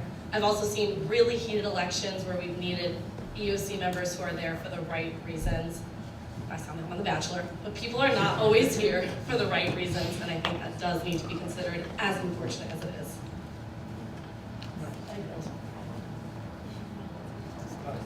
Matt, or Senator Zanowitz? All right, debate is just concluded. So now, we're going to move into a vote. Alito. Motion to vote via an unconventional method. Do you want to do a roll call vote? I would prefer to do something anonymous, so perhaps a ballot. Okay, we can do that. Yeah, okay. That requires a third. Oh, yeah, actually, yeah, we do have to. We have to approve that. Simple majority. Okay. I'm gonna go get this. Okay, did you just call for a, did you, all right, hang on. Yeah, so, actually, hang on. Oh, boy. Yeah. Fine. Okay, so that was actually raised first, so we have to vote on that first, and then if that passes, you can do a roll call vote, but you shouldn't really do both. If you want to say something, so, This is a question, I'm really aiming to make this anonymous. So what, it would roll call be anonymous way of voting? no, roll call is not enough. Okay. We're gonna say your name and then you're gonna say your vote. It's about as, like, non-anonymous as it can get. Okay, all right, so, he gets go, and then, And that one would override a privilege motion because that one was voted on. And if it's not, a privilege motion is not voted on. That's it. So we vote on that. yeah, all right. So there's a motion to vote by ballot. There's a second to that motion. All those in favor of voting by anonymous ballot, please signify by saying aye. Aye. All those opposed, please signify by saying nay. Nay. Division. Yeah, all right. All those in favor of voting by ballot, please stand up.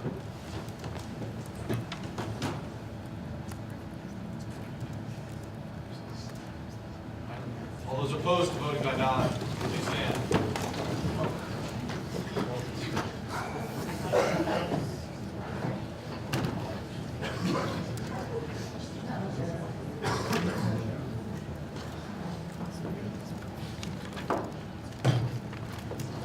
Go down.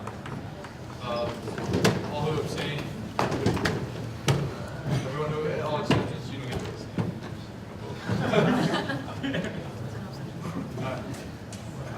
There are no exceptions. So in a vote of 9 to 33 to 0, the motion clearly fails. Now, if I recall, there is a roll call vote? Okay, so you just want to vote? Okay. So, all those in favor? Yeah. There must be a motion for a roll call vote before the vote is called, Yes. or, so we can't, the vote is closed, we can't vote before it afterwards. Motion for roll call. The most listed. What? Okay, did you do it? Senator Kaplash's motion for a roll call vote. Give us a moment to pull up all these. Wait. All right. And then you want a roll call vote, please. All right. There will be a roll call.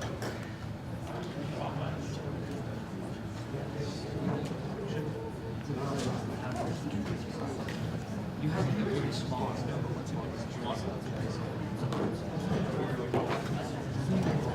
All right, everyone. Do you want to get All right, everyone. So we're actually going to have our minute taker, Emma, read off all of our names.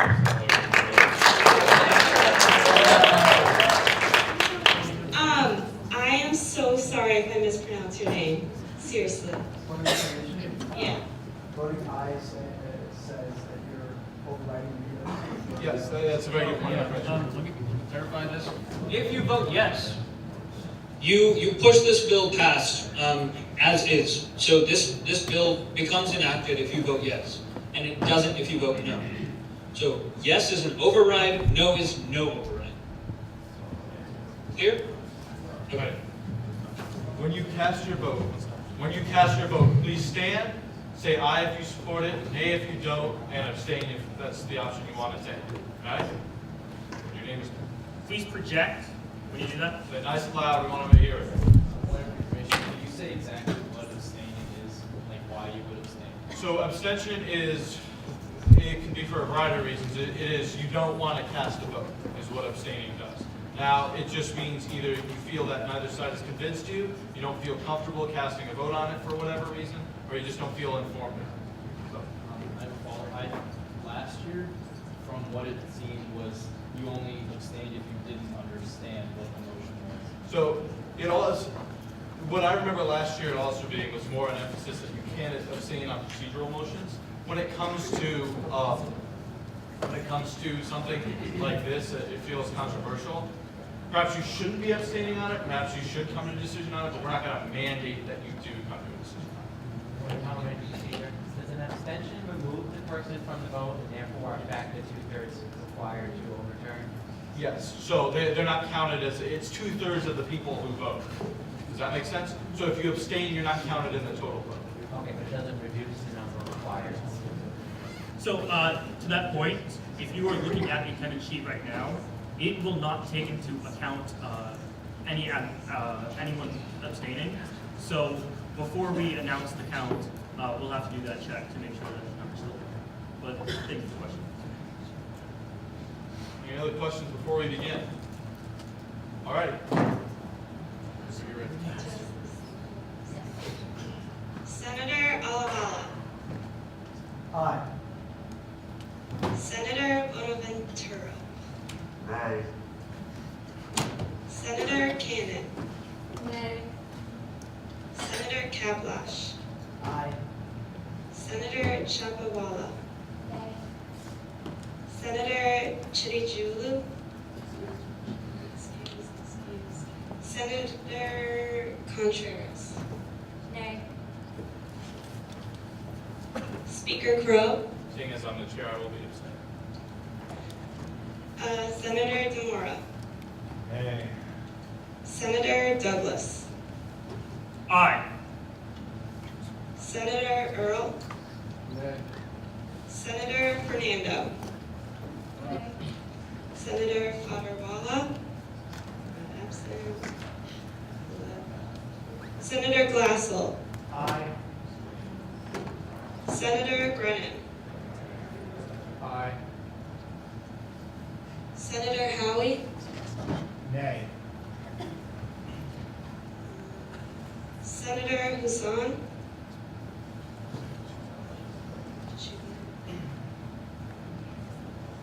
Senator Kowalski. Here. Nay. Nay, okay. Senator Knight. Nay. Senator Knowlton. Nay. Senator Lau. Nay. Senator Law. Nay. Senator Mackel. Nay. Senator Molina. Nay. Senator McKinney. Sorry. Left? Okay. Senator McCormick. Nay. Senator Mima. Nay. Senator Moore. Nay. Senator Nake. Nay. Nay. Senator Nenendal. Nay. Senator Nemec. Nay. Senator O'Connor. Abstain. Senator Odell. Nay. Senator Ose. Nay. Senator Pratt. Nay. Senator Rayakota. Nay. Senator Resnick. Nay. Senator Reynolds. Nay. Senator Sacomano. Nay. Sorry, Senator Roach. Nay. Senator Srozinski. Nay. Senator Thacker. Senator Tiberio. Nay. Senator Wursler. Nay. Senator Watina. Nay. Senator Zainzowitz. Yay. I wish to change my vote to nay. Last one. Is there any sitting senator who was not called? Please stand. Senator Pan, how do you vote? Senator Pan votes nay.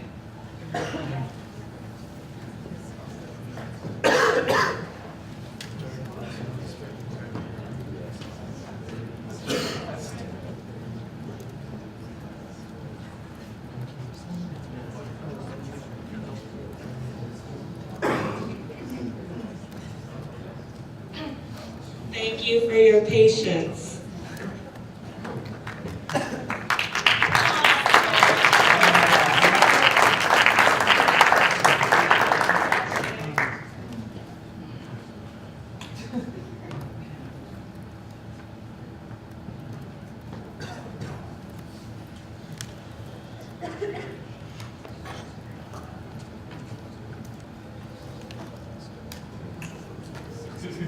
Okay, well, in a vote of 4 to 37 to 2, the veto override failed.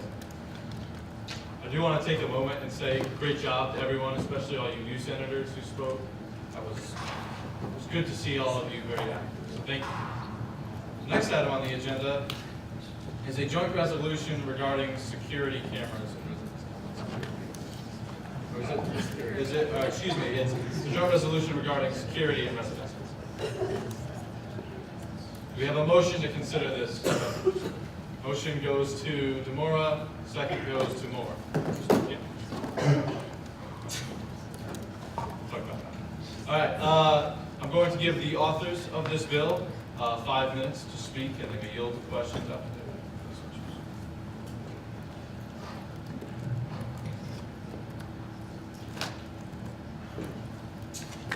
Hello again. I hope you have all had the chance to read this bill, as some of you who have already been in the Senate for a year now know we presented this bill last year. We've debated it, we've talked about it, but here it is again. We've revised it, we've added some new clauses, and there's been some new developments. So let's talk about it. So why did we write this bill last year? So there's a Daily Campus article linked actually after that second whereas clause. You can see that footnote right there. There was basically an incident of voyeurism in Towers last year on October 28th, where essentially a grown man went into a dorm onto a female floor and videotaped a girl in a shower and got away uncaught, unapprehended. Never caught. Probably still roaming around. God forbid he does anything. But that inspired us to write this bill. As a freshman, many of the other freshmen were very concerned about this, especially since Towers is a freshman dorm. And my colleague, Senator Tiberio, was the Towers senator and got the sentiments of his constituents, and they were very concerned about the fact, considering the guy was never caught. So, essentially this bill is recommending that we, going off current standing university policy regarding security cameras, which basically states that cameras that are on campus are not monitored 24/7. There's no one sitting at a screen watching cameras. The cameras are just recording footage that can be reviewed if an incident occurs, like a violent crime or, I don't know, just crime in general, essentially. So it kind of seems common sense why we should have security cameras looking at our residence halls, because if you think about it, hypothetically, someone could come into your dorm, kidnap you, kill you, not to be dramatic, and then get away, hypothetically, and never be caught. So is this financially feasible? So UPenn and UMass Amherst both have cameras outside the residential buildings. UPenn implements them in 2014 for $1.4 million, and UMass in 2006 for $1.1 million. Basically, security cameras provide peace of mind for students, and it would allow residence halls to be safer without having to implement more stringent policies like guest policies and signing in people like that. So the goal of this legislation is to allow us to meet with the Chief of Police and Director of Public Safety to talk about the implementation of these security cameras, and we're hoping to go with members from Revolution Against Rape to talk to them about how this could be useful in preventing sexual assault on UConn's campus. So also new development, the Board of Trustees approved on May 2nd, 2018, you can find in their agenda, this is Article 24, they approved money for the implementation of security cameras in North and East area residence halls. Basically, they found a contractor, Security Technologies Incorporated, and they are planning to start implementing security cameras in North Campus and East. So there really isn't a reason why we can't expand this to the rest of campus. So with that being said, I'll just conclude by saying Comper had a leadership retreat about a month ago, and there were some students from UMass Amherst and UMass Dartmouth. I had the opportunity to talk to a few of them because I thought about this and I thought about UMass, so I was like, hey, what do you guys think about the security cameras outside your doors? And they literally said to me, we've actually never thought about them until you just brought it up right now. And after having a conversation, one of them, his name was Yuval, not making this up, but great kid. He said that they all concluded that it was a good thing and that they appreciated them. So I don't think there's any reason why we can't have this at UConn, and we are in the middle of nowhere, so it'd be better to have some security. But yeah, I rest my case. I'd like to hear what you all have to say about it. I yield.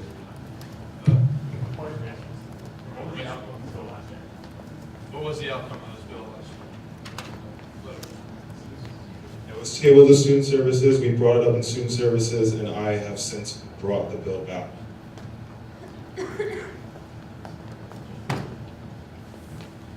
Hi everyone, I'm Dylan. Just wanted to read off, this is straight from the UConn campus policy on policy.uconn.edu. It says that to request any information regarding implementation of security cameras, you must have the area where it's going to be located requested. So if anything, we should be running a bill to ResLife to review their policies, not to the UConn police, because they already have annual policy reviews that are mandatory and they're public. And third of all, and lastly, you can't put them inside residence halls really, unless they're in like a common lobby area. So you're advocating them to be in like entrance areas and stuff. That's not really feasible at a lot of dorms, like especially let's say like North. Like that's a corridor, right, where the doors are. So you can't have cameras there because it's considered a private area by UConn. So I get it. For information, who would be security footage? If it was What?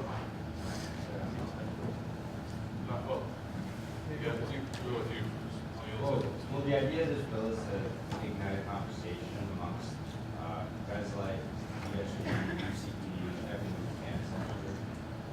Okay. Yeah, just so we get like a policy. So the question was who would review the footage. The footage is not looked at unless the UCPD feels like it is. Feels like it should be. That's the policy across UConn. That can be found both in the Code of Conduct and the housing contract as well for students who would need it. No, sorry, the request of the UConn PD, not if students request. The request of the UConn PD. motion. I move to amend the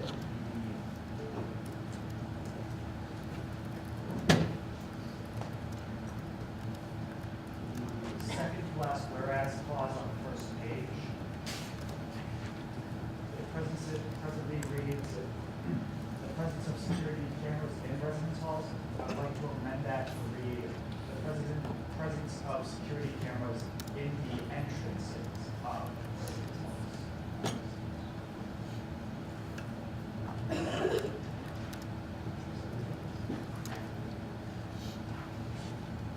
You guys, if you can't see that.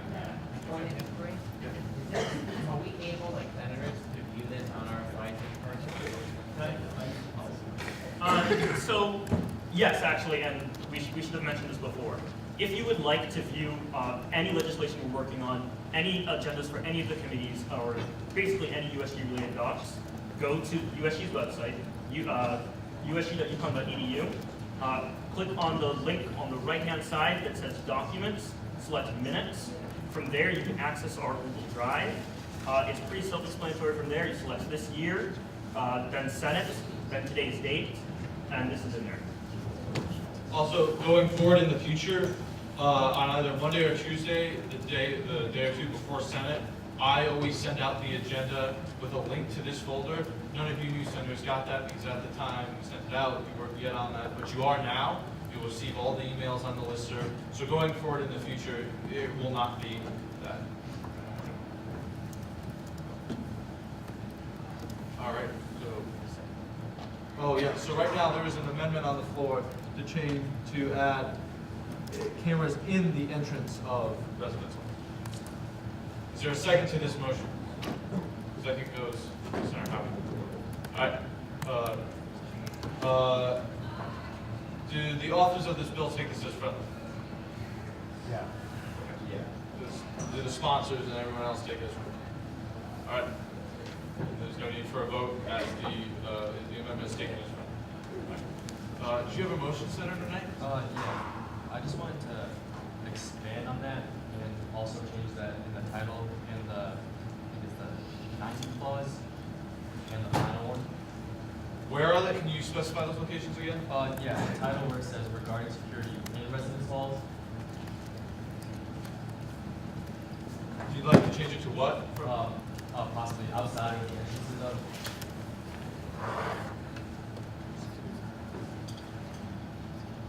You have to specify like specific language. You want it to read regarding security.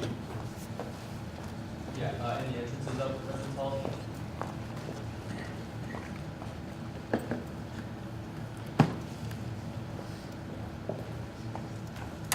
I'll fix the formatting out. Yeah, is there a second to this motion? Second goes to Glass. The officers of this amendment is accepted as friendly? No. All right, so we have discussion, we have to have discussion on the amendment. I'll let the amendment, well, first let's let the proposer of the amendment go up and speak. Jacob, or Senator Knight. Yeah, I just feel like if we're changing it. Come up with it. Oh, sorry. Yeah, you're fine. Some people don't project as well as others. We want to make sure we stand for that. Yeah, I just feel like if we're changing it in that specific clause, then the rest of it should be edited or changed to reflect it better. And I know there was one or two other ones where it specifically said in residence halls, and I feel like that should just be changed.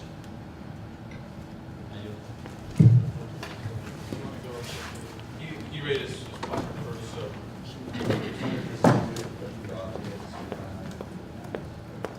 That we haven't really defined policy on that in this specific sense. So no, not for now, but we can talk about that more next. I'll be very brief. Thank you, Mr. Speaker. I feel like this amendment overly limits the scope of the joint resolution. I do think clarification would be useful, maybe changing it to regarding security of residence halls, something like that. But I feel like this specific amendment limits it overly so. Thank you, I yield. Senator Demora. Yeah, I agree with that. It would just make this bill too specific, and the meaning of it is that the title itself is vague, and then we go into specifics in the bill. So it just would limit the bill, and the title should just be as it stands. Anyone want to? Joanna. I just wanted to say that what they said. Maybe like, residence hall. Well, we have to vote on the amendment as it stands now. Okay, so. No more points of discussion. Can I motion to vote on the amendment? Yeah, we're about to. We're now going to move it to a vote on the amendment. All those in favor of the amendment adding entrances of into the title of the bill, please signify by saying aye. All those opposed, please signify by saying nay. Nay. Any abstentions? Any other share the nays have it? The motion fails. All right. All right, back to consideration of the bill as a whole. Any other discussion? Oh yeah, that's Senator DeBerrio. Yeah.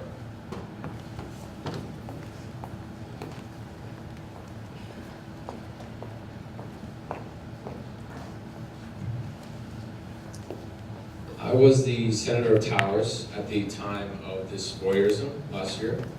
And after it occurred, many of my constituents, they were shocked, they were scared, and they came to me because they couldn't believe that security cameras didn't already exist at the entrances of these residence halls. Our purpose as a student government is to advocate for our constituents. And they expressly were very, very concerned about this. So I believe that by passing this bill, we will ignite a discussion to initiate these security measures. And as for what Senator Nanadel mentioned regarding the placement of these security cameras, they would most likely be outside. They would not contain any footage of the inside of the residence halls themselves. Thank you. Senator Worsel.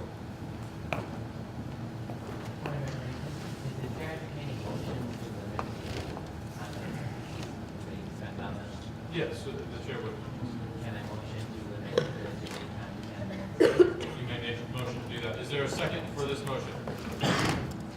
Second goes to Senator Dalton. Okay.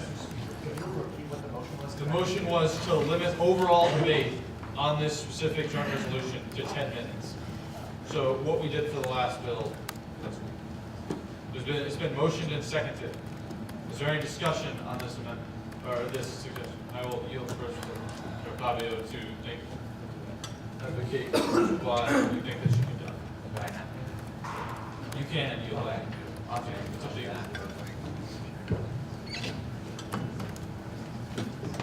Senators, we just amended the language. Oh, no, we didn't amend the language, right? We did, in the bottom. We amended the language in the bottom to specify that cameras would be put only at the entrance of the residence halls, or I should say, we would recommend them to be put at the entrance of residence halls.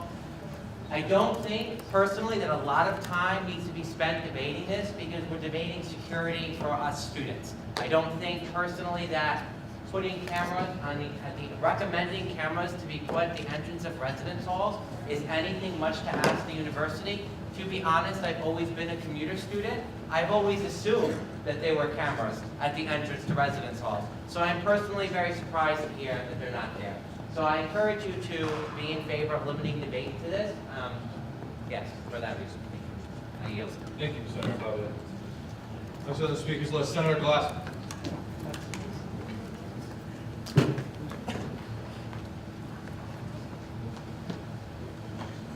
Mr. Speaker, I feel that as the size of this list is now, 10 minutes would not be enough time in case people actually have valid arguments they want to bring up. If people start French frying and it just gets the same thing over and over again after like 5 speakers, I could see us then moving either into the previous question or limiting debate. But as things stand now, there are enough people with enough potential new ideas where we shouldn't limit debate at this time and save that for moving on further into the debate. I yield.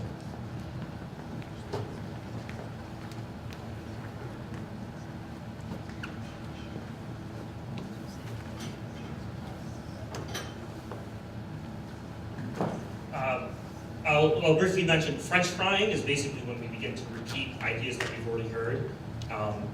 Just to clarify that for anyone who didn't know. I'm against the motion to limit the debate to 10 minutes, mainly for the reasons that Senator Glasgow said, so I won't really waste your time by repeating them. I'll yield to the chair. Well, it's been motioned and seconded, so it technically belongs to the body now. And there's a motion to move to the previous question. Is there a second to that motion? Second goes to Glassman. All those in favor of moving to the previous question on whether or not to limit debate to 10 minutes, please signify by saying aye. Aye. All those opposed, please signify by saying nay. Any abstentions? Senator Rose. In the opinion of the chair, the ayes have it, and the motion carries. All right, so now we're going to move into a vote on whether or not to limit debate to 10 minutes. All those in favor of limiting debate to 10 minutes, please signify by saying aye. All those opposed, please signify by saying nay. Nay. Any abstentions? Senator the ayes have, the ayes have, the motion fails. All right, now we're back to the speakers list, under Worsler. Up.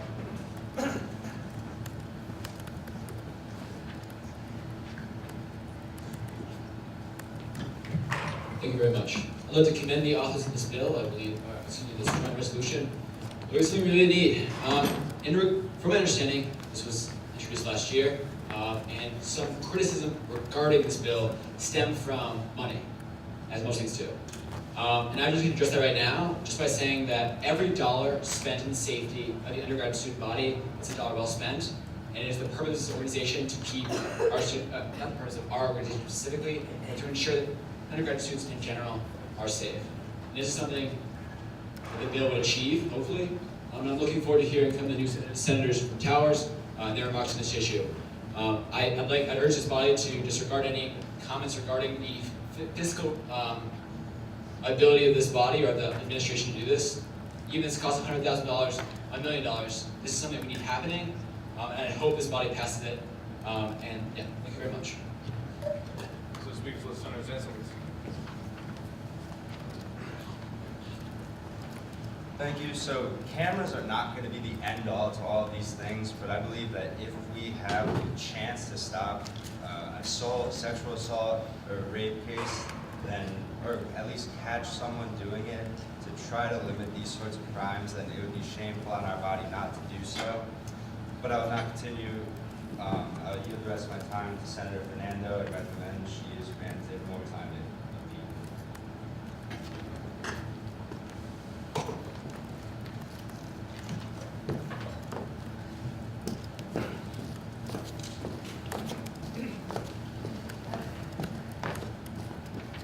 I have a fractured toe, that's why I look so stupid right now, but like a sexual. Hi, I'm Senator Fernando. I am a woman on a college campus. I also see a lot of other women on college campuses here in the Senate. Awesome. It's more along the lines that when I was a freshman and I lived in Northwest Residence Halls, there was a glass corridor that led you into the building. And essentially you could stand there, and if you were standing there long enough, someone would let you in. You could stand there for a few minutes at a time, 10 minutes at a time, and someone would let you in. And you could come and go into the building as you pleased. As a woman on campus, that doesn't make you feel so safe, knowing that anyone could walk into your home away from home whenever they felt like it. I know that, aside from speaking on terms of rape culture and society in general, there's not really much you can do, but if installing security cameras so students and women on campus feel safer in their homes, I feel like there's some neat basis for that. There's also the fact that all of the people on the speakers list right now are men. I think it's important for women to have a say. I do see women in here. I do feel like you have an opinion on how you feel on campus. So it's important to talk about it. I yield my time. Thank you. I'll go back. Senator Burnett, you have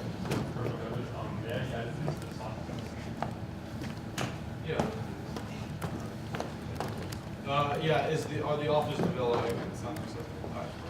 Yeah. All right, we got, I assume you want to be added? You too?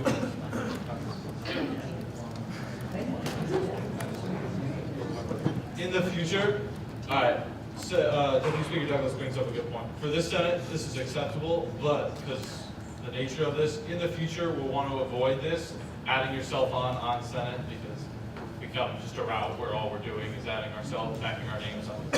But I understand that for this Senate, it will be accepted. So we've got one. Did you care? Okay. And is there someone that you want to be added as well? One, two, three.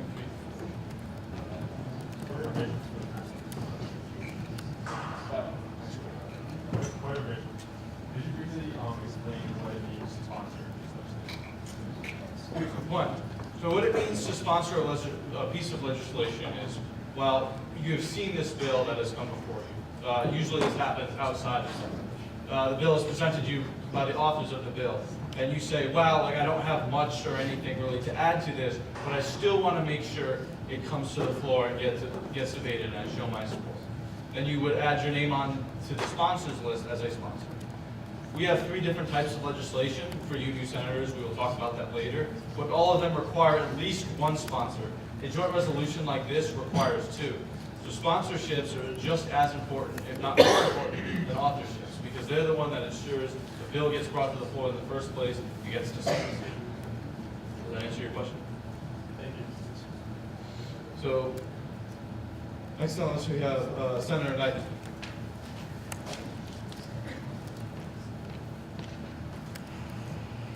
Hi, I'll try to keep this short, but I would like to emphasize what Senator Fernando said. As someone who lives in Northwest, I have, especially when I first started at UConn, forgotten my ID card before, and all I had to do was just stand there, and there were multiple people who were willing to let me in. And so I feel like, especially with a community the size of UConn, that if this happened once, it could happen again. And I would just like to urge you all to definitely vote on this. And I would also like to urge more women to come up and speak their concerns. Thank you. I yield. Thank you. Next on Senator Nima.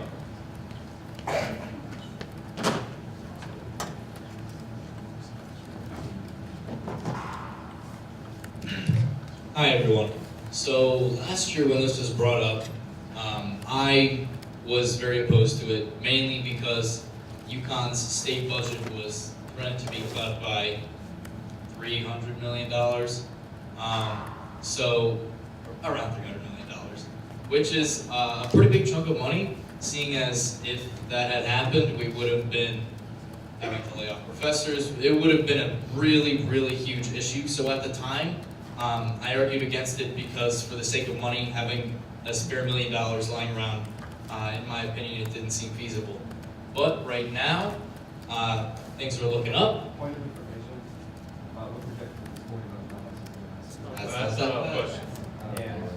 So I'd like to know what makes you think that we're going to Well, actually, you gotta let the man finish his point first, and then what? Yeah, that's out of order. Let him finish speaking first. And then. Okay.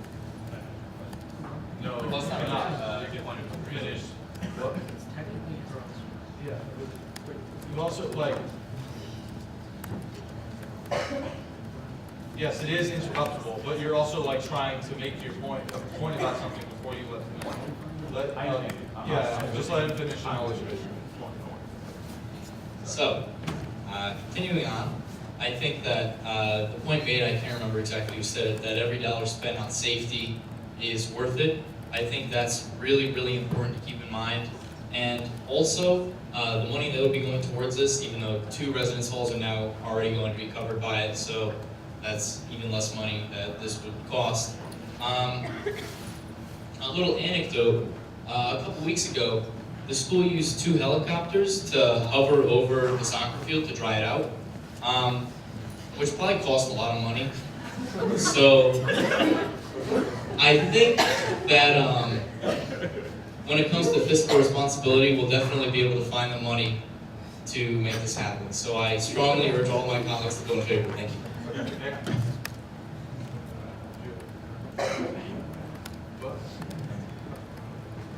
Next, Senator Moore. All right. By the way, you can do that. If you feel that what you're saying has already been said, you don't have to. Next on the list is Senator Howard.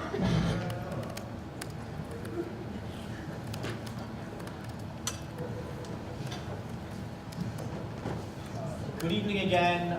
Nice to see you all again.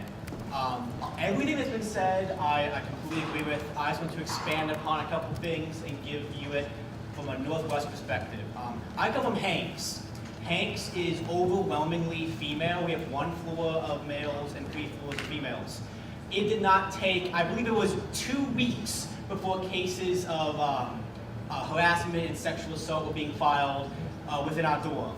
That's unacceptable. This has to change. Furthermore, I want to expand, it's not just about it's the women's issue. Of course, that's important, but it's a entire student body issue.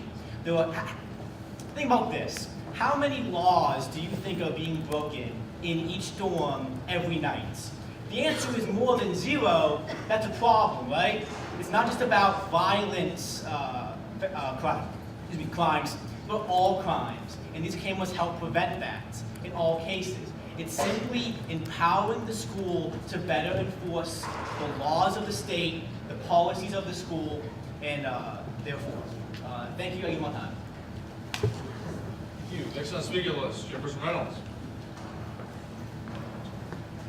Thank you, Mr. Speaker. I had the great privilege of sponsoring this bill last year. I believe this is something that at that time was very pressing in the Yukon community. Something that still is pressing. I believe that the act of voyeurism that happened in Towers last year was something very serious that we need to look at, and it's something that we should have addressed at the time. Like Senator Mima said, we put it to the side because of fiscal issues. I think that's not a good reason at this point to ensure the security of our school and our dorms. Like many people have said before, people can wait outside of dorms and have people let them in and going unchecked without any security cameras. Having cameras at points of entrances at these buildings and at these dorms would be a good and crucial improvement to our campus security and sense of safety we have here. I will also stress that the Board of Trustees has mentioned, like Dylan said in the past, bringing up funding for security cameras in dorms across campus over the next several years. I think we need to make sure we go to them and make sure we emphasize the importance of this as voices of the student body to make sure that this goes through. It is so important that we make sure that no act of voyeurism goes unchecked. The person who did this is still out there, was not held accountable. I think we need to make sure that this does not happen in the future. I think we need to make sure we make necessary reforms, push this through, talk to the Board of Trustees, and talk to administrators to make sure that these changes happen and that we take a stance for the students affected. I yield to you, Mr. Speaker. Thank you, Jefferson Reynolds. Next on the list, Senator Emick.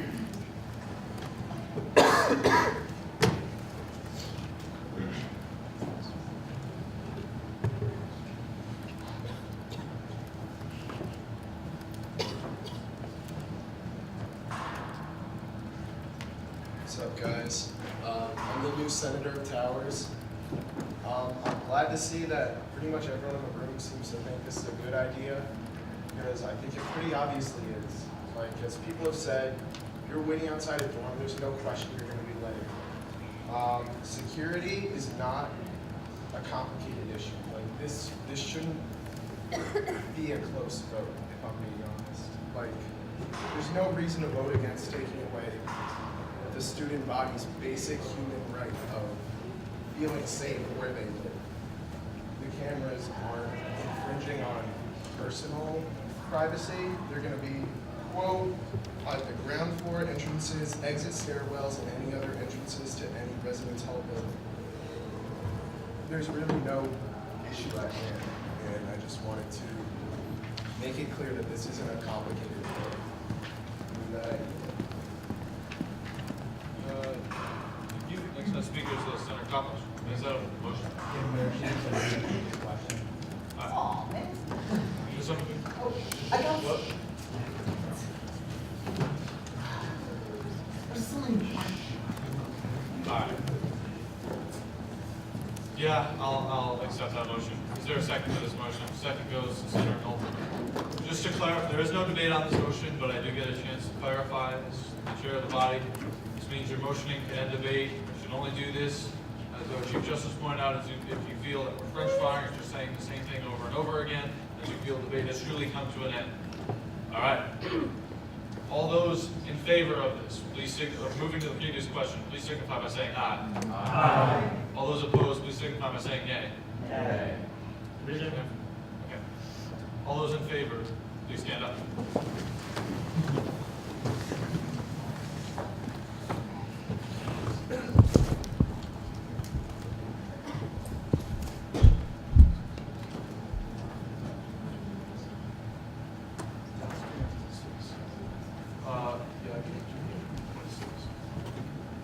All right, everyone, stay standing for a second. Are you voting yay? Okay, so you're not voting aye?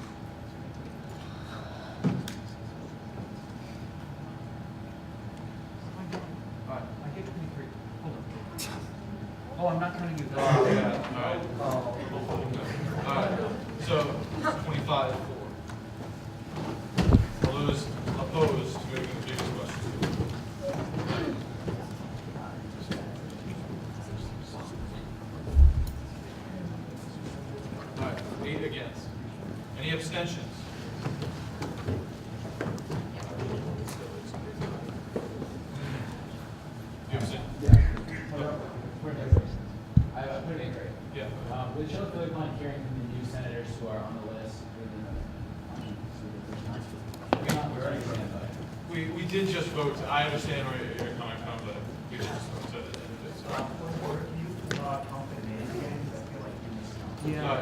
Can the nays stand up again? I got it. I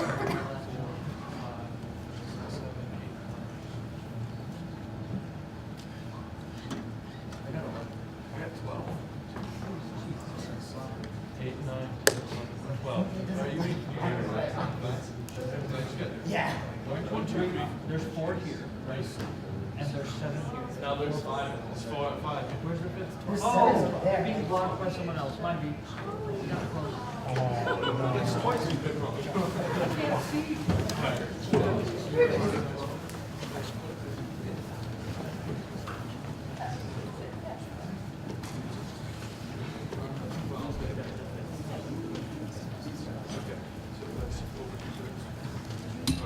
And a vote of 25 to 12 to 0, motion carried.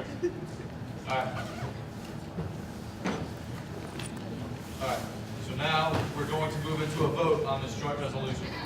All those in favor of this joint resolution, please signify by saying aye. Aye. All those opposed, please signify by saying nay. Nay. Any abstentions? In the opinion of the chair, the ayes have it, the motion carries.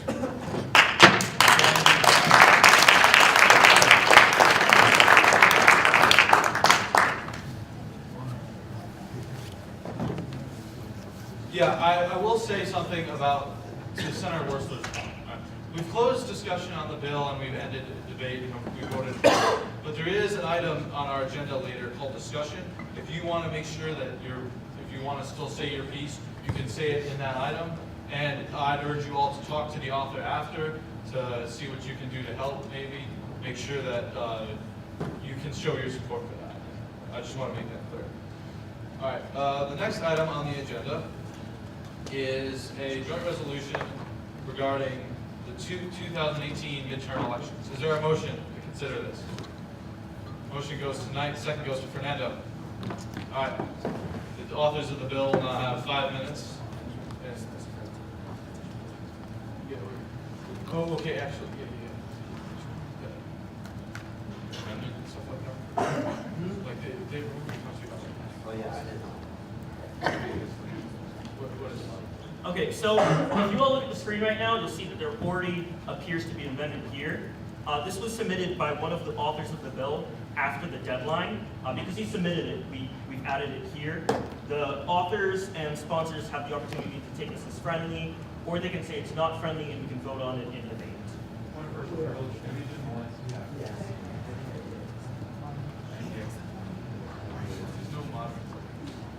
Yeah, it's accepted as friendly. Is that good enough?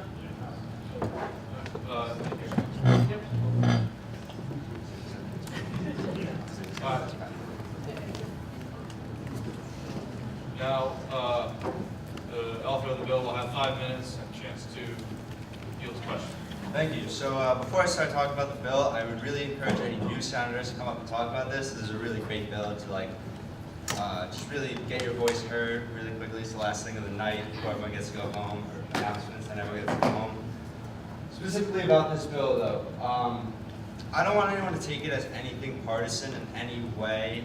The authors have differing opinions on how the election went. That is negligent, that doesn't matter. All it really is an affirmation of our democracy, and it's USG's way of showing the university, the new governor, the new House, the new legislator, and the new Senate, that we stand by their votes. Like, we stand by their elections. We believe in their democracy.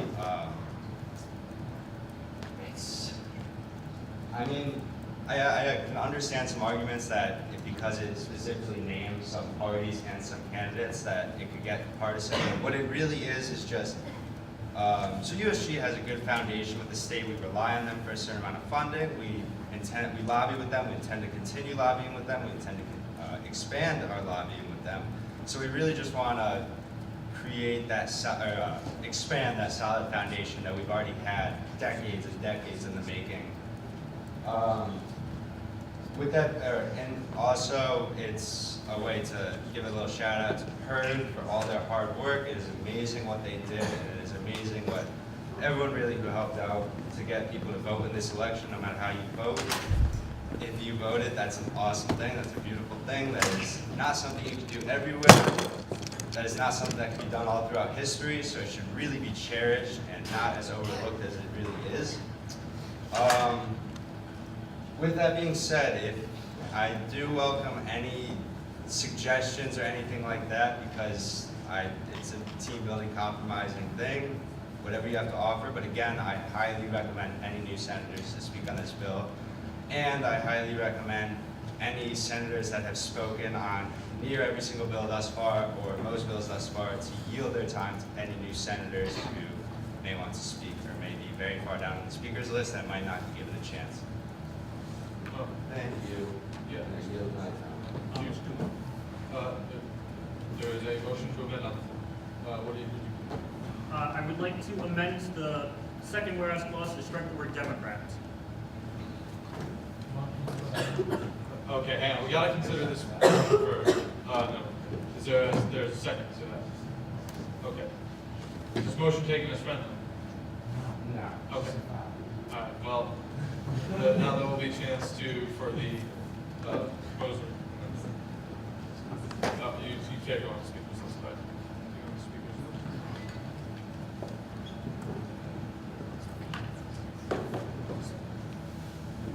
list. Ned Lamont is a Democrat, that is a fact. However, it's not really relevant to what we're trying to do here. What we're trying to do with this bill and with this amendment is to make it clear that we support or that we wish to build a relationship with these legislators now that they are in office. I would like to think that we would also have proposed the same piece had Bob Stefanowski won. So I don't really see the need to include the word Democrat here at all. With that, I'll yield the rest of my time.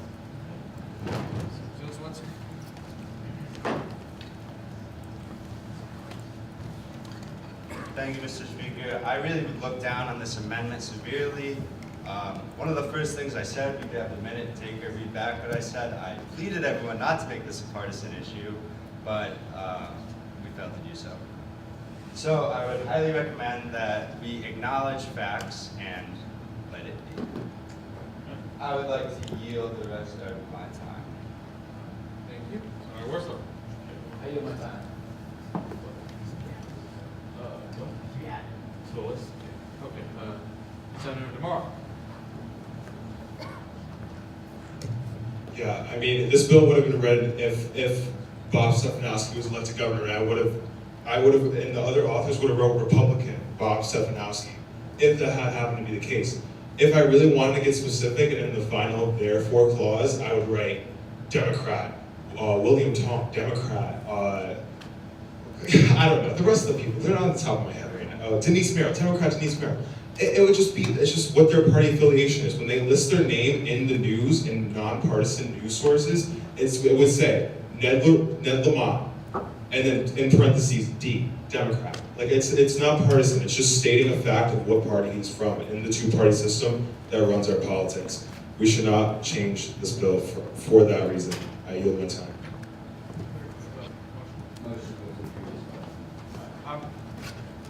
I'm actually going to rule that out of order. I want to give, just to make sure that, right.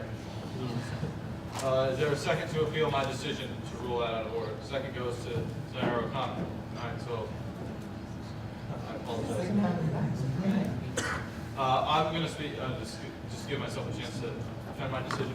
I don't think that we've had enough opinions on this matter defending the potential amendment, and I want to give those members who do want this amendment to pass at the very least a chance to say that. If they don't, and that's the way it is, fine. And if they continue for a long time, I'd agree, but in this, I don't see that as necessary. All right, so question first, then you go. I didn't think it would be possible to be up here twice talking about this motion that is once again brought to the attention to overturn the speaker's decision. There are 3 speakers left here to talk about this amendment, including one of your newly elected senators who has spoken tonight, but who you are most likely unfamiliar with, Dalton Howie. I don't know why this seems to be a process here, and it needs to change. I get it, it's 9 o'clock at night, past 9. Some of us are tired, some of us have stuff to do, but there are 3 speakers left, and this amendment is valid. For me personally, I don't see why the word Democrat needs to be included. Ned Lamont is going to be our new governor. Yeah, just make sure that you're addressing, keeping it germane to the decision. So then I will end there. Thank you. Yes, I believe, we're talking about overturning my decision.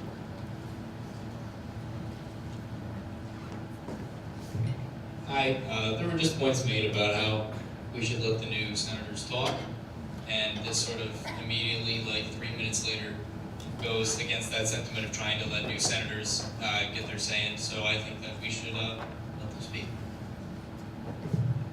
Thank you, I have my time.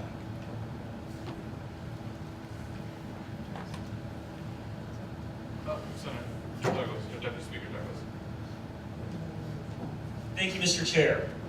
In the spring every year, we elect a speaker, and we do that so that we don't have to go over the minutia of every single motion every single time.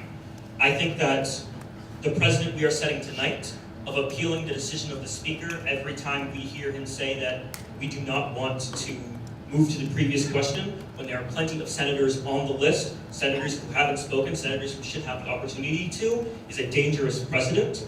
And I do not think we should continue to do that tonight. I would also like to second what the previous 2 speakers just said. I yield.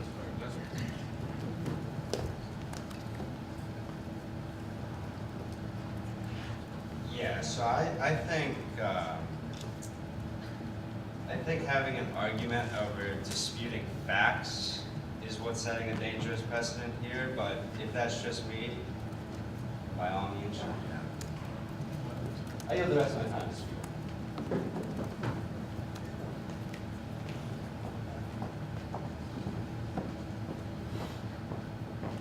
Hi, I'm new, everyone. I'm Jake. I'm from Towers. But I just don't see this as an important issue necessarily because the fact that it is a fact that he's a Democrat. At the same time, even if it's not there versus isn't, if it's there. Just make sure it's germane to the topic. We're talking about appealing. Don't talk about like the bill. Just mention like why you think this should be overturned. Basically, we're getting to the point just to the vote because it's not necessary. I don't see it as an important vote, basically, because either way you can find out the information. That's all. Thank you. Is there any Senator Glassman?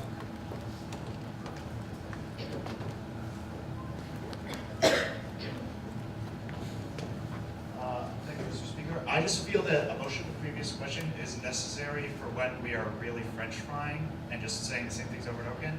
But we have not really had enough speakers to be at that point yet. There are still people who might have valid points to bring up. Yeah, I yield to the Chief Justice. You already largely know my opinion on the matter. Here's the solution. Let's limit debate. Every senator gets two times to speak, 2 minutes each per motion. That way, it kind of sets a natural cap on the speakers list. A lot of people, I've been noticing, just put themselves on the speakers list repeatedly. And that's what's leading to a lot of this kind of this French frying that we're seeing. If you only have 2 times to speak, you're going to be more concise, and you're going to make sure you cover new stuff, because otherwise you don't have any time left. Maybe that's something we want to do. I'll get to it.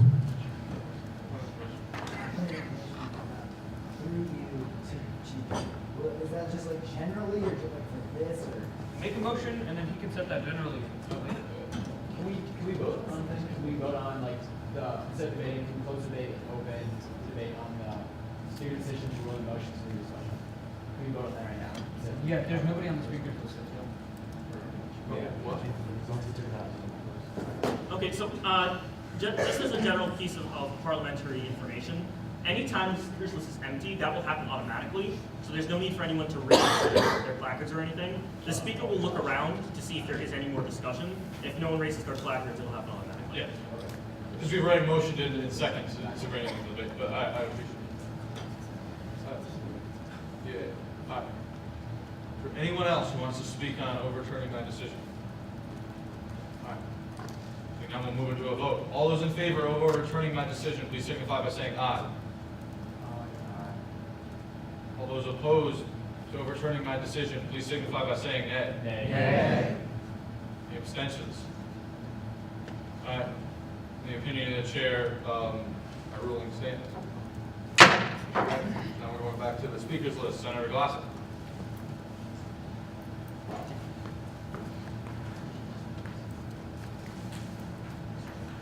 Thank you, Mr. Speaker. So I'm going to make this quick. I feel that pointing out that he's a Democrat, it's the fact, but at the same time, it doesn't really matter. He's the one who won, and we should give him the credit, not so much the party. Also, just if we're going to name him, it would be a good idea to have a Republican person who won a position name him and congratulate him. That way it's equal and spread out. That way we're not showing any favoritism to one side or the other. I yield. More. Parliamentary procedure, would it be possible to speak during this motion about potential, like, different amendments on the same clause? Okay, yeah, you could speak on it, but you can't, like, motion for it. Yeah, you'd have to wait for this motion. As you could.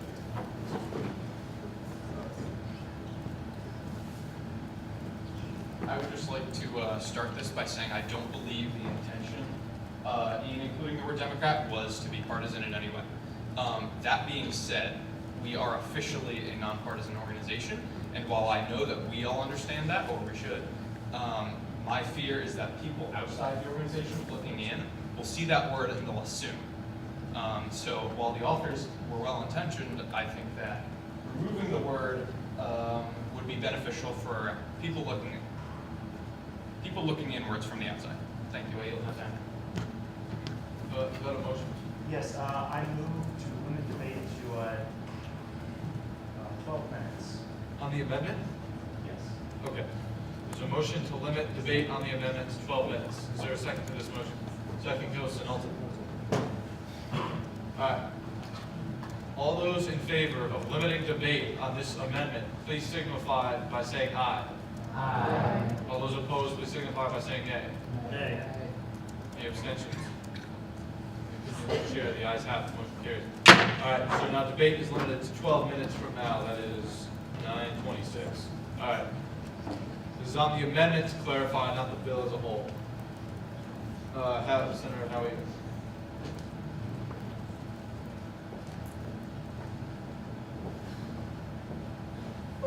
So I'll just fully endorse what Senator Wood just said. I completely understand that the authors had no intention of seeming partisan. However, I've talked about politics with a lot of my floor mates in Northwest. A lot of them are very conservative, and their perception of USG and UConn as a whole is that they are overwhelmingly liberal, they don't like conservatives, and they will gloat and gloat and gloat about any liberal victory anywhere. So while we may be coming at it from an unbiased perspective, understand the people who potentially voted for us are not. We're looking at this from, oh, USG doesn't like me because I'm a Republican. I understand this is a fact. He's a Democrat. However, there are lots of facts. It's a fact that he defeated a Republican, but that's not listed because that would seem partisan. Just because it's a fact doesn't mean it's relevant. Furthermore, just take a step back here. It says, not just that we're Democrat, but also that it resolves that we congratulate the higher voter turnout of Mansfield. And as you all know, that higher voter turnout of Mansfield that we're congratulating is what contributed directly to the election of Ned Lamont over the Republican. Therefore, it may seem, not to me, but to people who voted for me and I've talked to, that we're congratulating ourselves on helping a Democrat get elected over a Republican. I understand this is not the intention, but we must be very cautious considering the position that we're in. Thank you. I yield my time. Senator Koppelsch.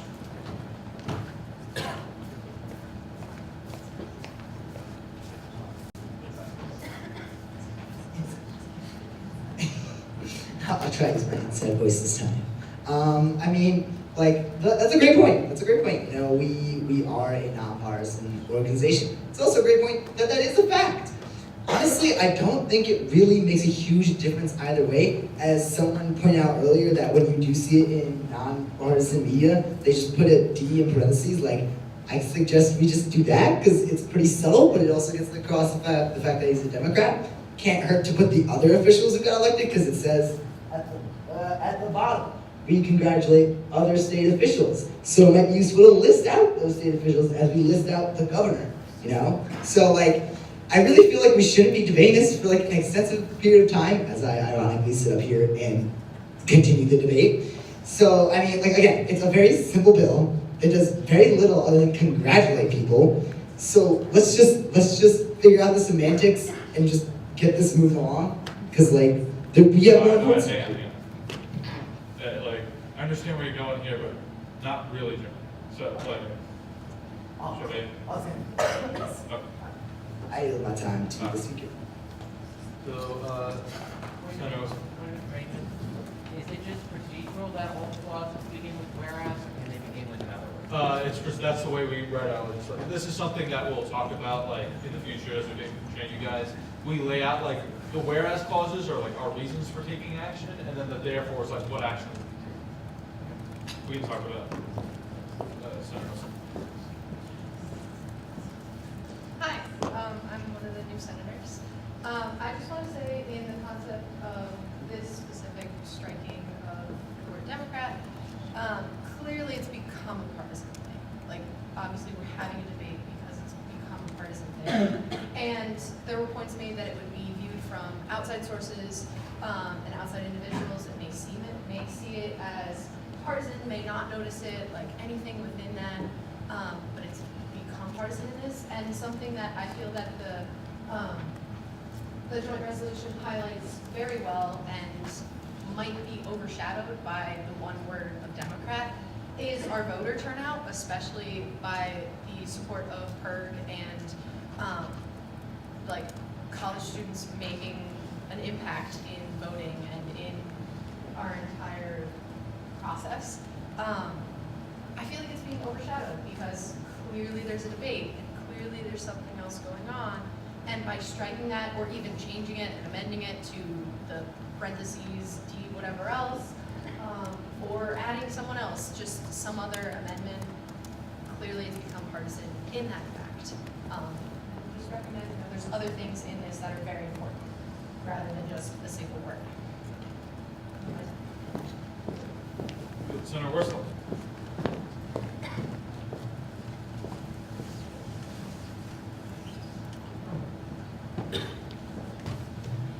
Okay. Thank you very much, Mr. Chairman. Excuse me. So, in regards to comments regarding the voter turnout and voter registration and critique or criticism of that fact and our promotion of that fact, I believe are unfounded. One is that this body, as essentially a government name, wrote a bill about Trump, anyone's going to take it, have an opinion on it, even if I don't say Republican, Trump.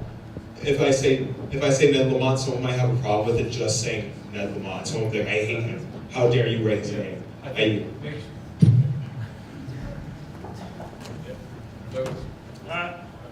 I'd like to apologize to the authors here. This has become way overly political. Frankly, the word, it doesn't make all that much of a difference. I did not nearly anticipate this much debate on this. Honestly, I think we should just move the previous question and decide this. It's one word that does not convey all that much difference. I will yield the floor.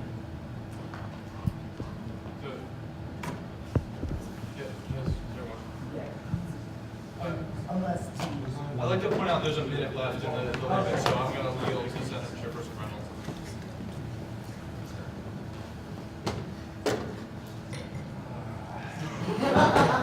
We just had a 15-minute discussion on one word, and I apologize for this, but everyone looks back there, there's a UCTV camera back there. You know how many people from the student body are going to go back and watch the Senate? It's going to be zero, because they look at us, no, I'm serious, they look at us and they see us debate over one word. That's not what I'm here for. That's not what any of you are here for. We should be debating real issues, the real purpose of this bill, and not one word. This is absolutely ridiculous. Are you gonna yield or? Thank you. Hang on, everyone, calm down. All right, debate, so there's 20 seconds left. That's it. Debate's over on the amendment. We're gonna move into vote on it. All those in favor of the amendment, striking the word Democrat from the specific clause, please signify by saying aye. Aye. All those opposed, please signify by saying nay. Nay. All right. All right. All those in favor of striking the word Democrat, please stand.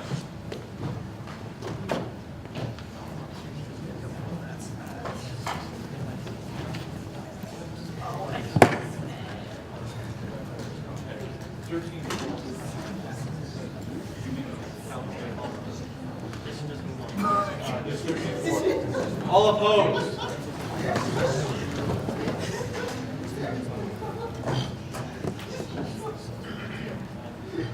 Senator Koppelach, if you don't calm down.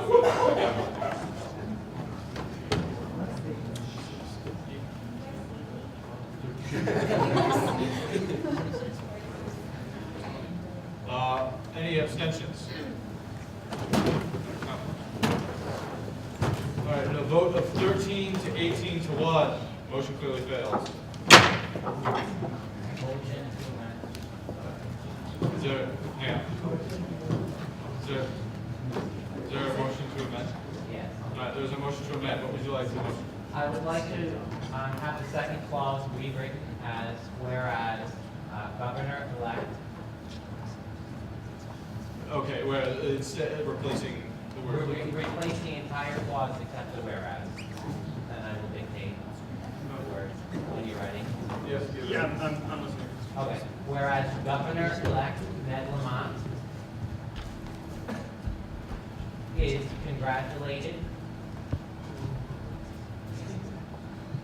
on his victory in the Connecticut gubernatorial election of 2018 election.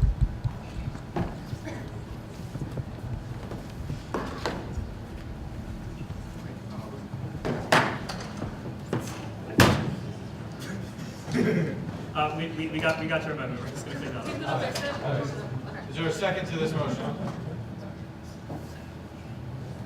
This motion requires a second. If it does not get a second, second. So how? You know you don't. Yeah, there's no. I want to make that clear. I was just specifying that if it doesn't get seconded, it dies automatically. But if it does, like, that doesn't mean that you have to. Does anyone want to second this? Second goes. All right. Now the speakers list. Is it motion? I move to limit debate on this amendment to 10 minutes. A motion to limit debate on this amendment to 10 minutes. Is there a second? Second goes to Senator Fabio. All those in favor of limiting debate on this amendment to 10 minutes, please signify by saying aye. Aye. All those opposed, please signify by saying nay. Nay. Any abstentions? Opinion of the chair, the nays have it, motion fails. All right, I'm going to use my power as speaker to limit debate. We're going to have 5 minutes on this amendment, and then we're going to have 10 minutes total on the amendment. All right? Clear? 5 minutes total on the amendment, 10 minutes total On the rest of the bill. Okay, I just want to clarify. What? Yeah, everyone's going to have 1 minute and 30 seconds. We are getting a little close to reservation time here, so. End is the end of the reservation. All right, so we're at 10. So Senator DeMora. Oh wait, hang on a second. Not taking this right. Yeah, it's not taken. Go ahead. Do I take the seat because I propose the motion? You do. All right. Okay.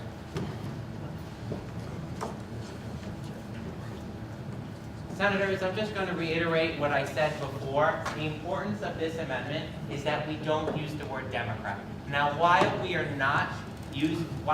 trying not to be partisan, there will be your select few people that do think that we are being partisan by using the word Democrat. And it's not about that there's a UCTV camera in the back and that we anticipate that people don't watch our meeting.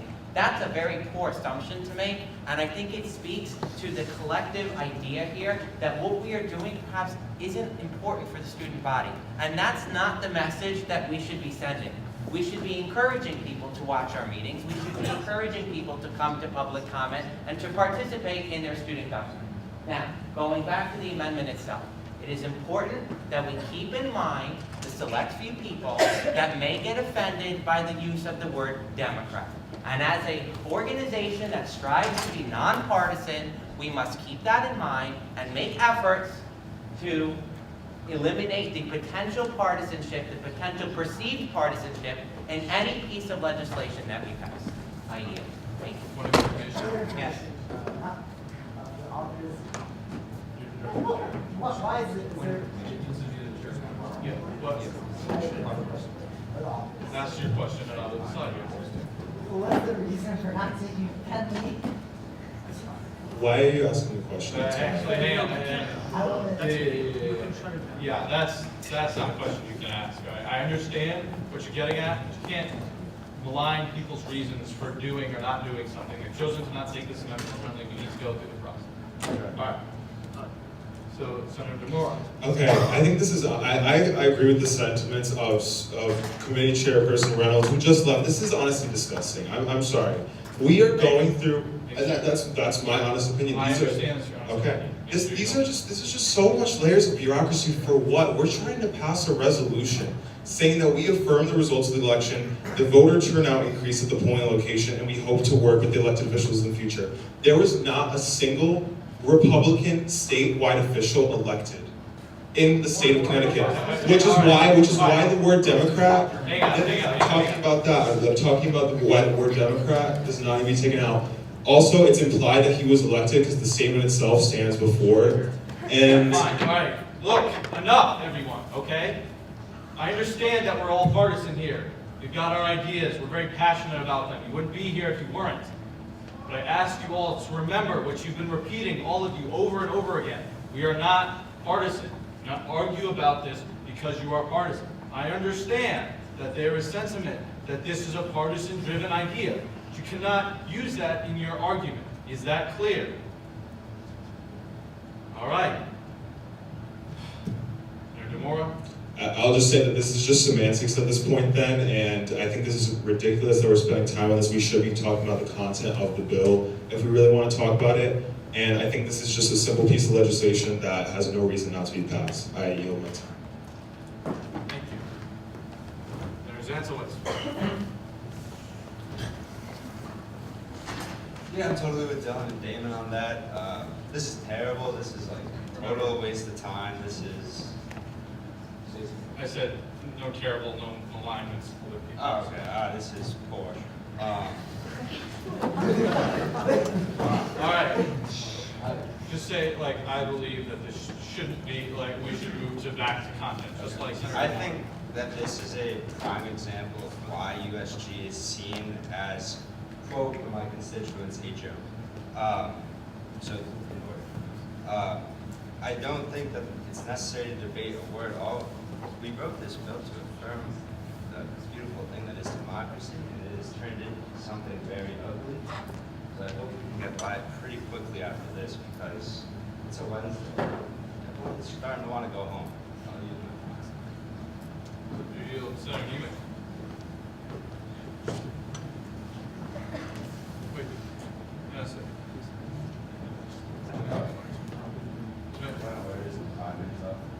We have, yeah, he's got a timer up right now. There's a minute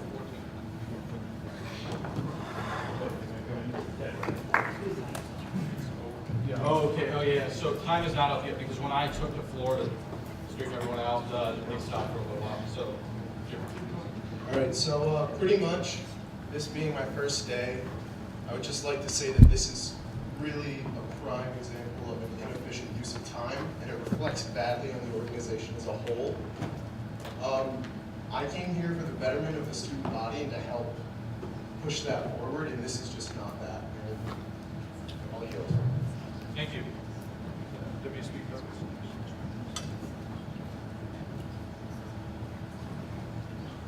I second what the previous three speakers just said. I yield. Okay. Senator Wursworth. You're up. I yield. All right. Senator Glassell. Thank you, about, does this reflect what they'll be after the previous debate as well? I yield. All right.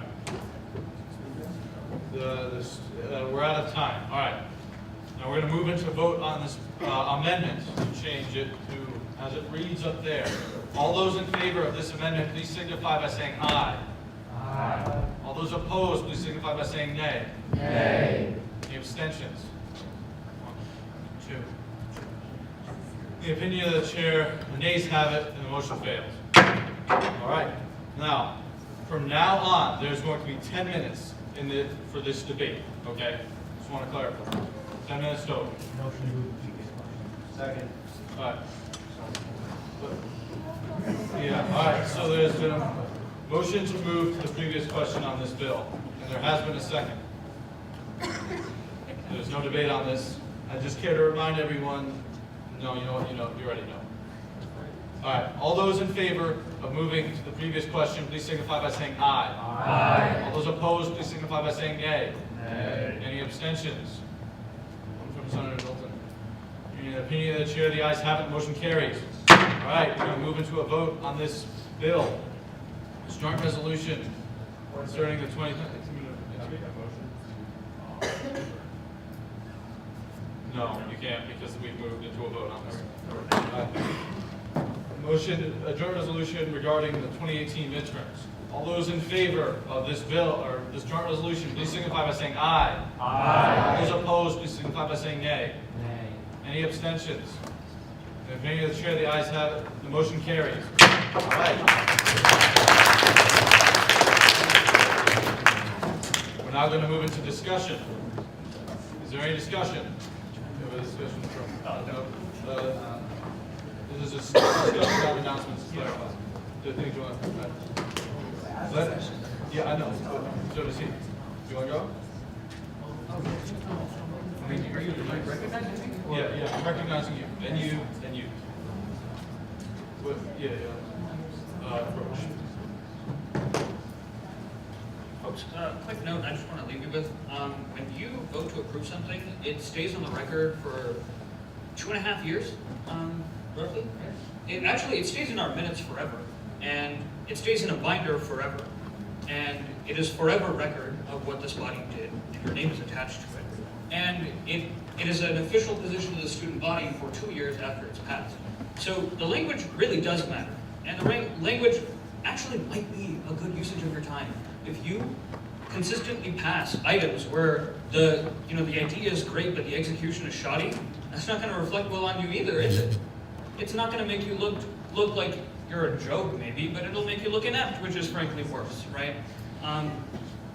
Just something to consider as you leave for the day.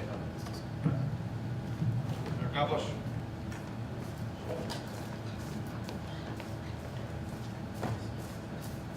I was actually going to bring it back to the security camera footage one. I just wanted to say one more thing about like support and stuff for that bill, and that I'm really, really happy that we got that passed. And that's because dealing with like as the point person for the Restorative Justice Initiative in the Student Services Committee, and dealing with sexual assault cases very regularly, that this can be very helpful as a lot of times. It's hard to find evidence for these cases and hard to find evidence to move these cases along. And this, that will push not only for a better system and help me in that fight, but it'll also bring justice to those who need it. So I just want to say my support, thank the body for that, and also to point out for the very last bill that come on, I think we can do it when it comes to I understand Justice Toom's point. I also think that we need to represent a more efficient body because we can be a more efficient body. And so I think, that's just kind of my state on that. Yield my time? All right, thank you. I believe.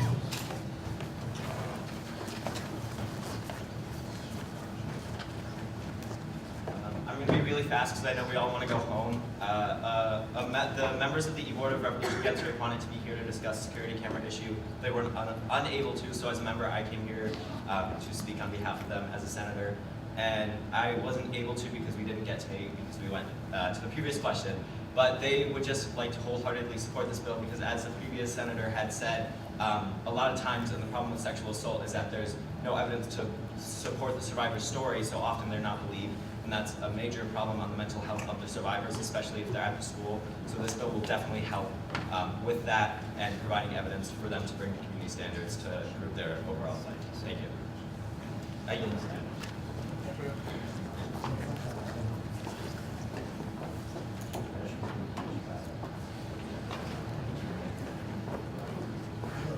Hi everyone, I'm Fiorella, sorry I came late, I'm a parliamentarian. First, congratulations to everyone who's new tonight.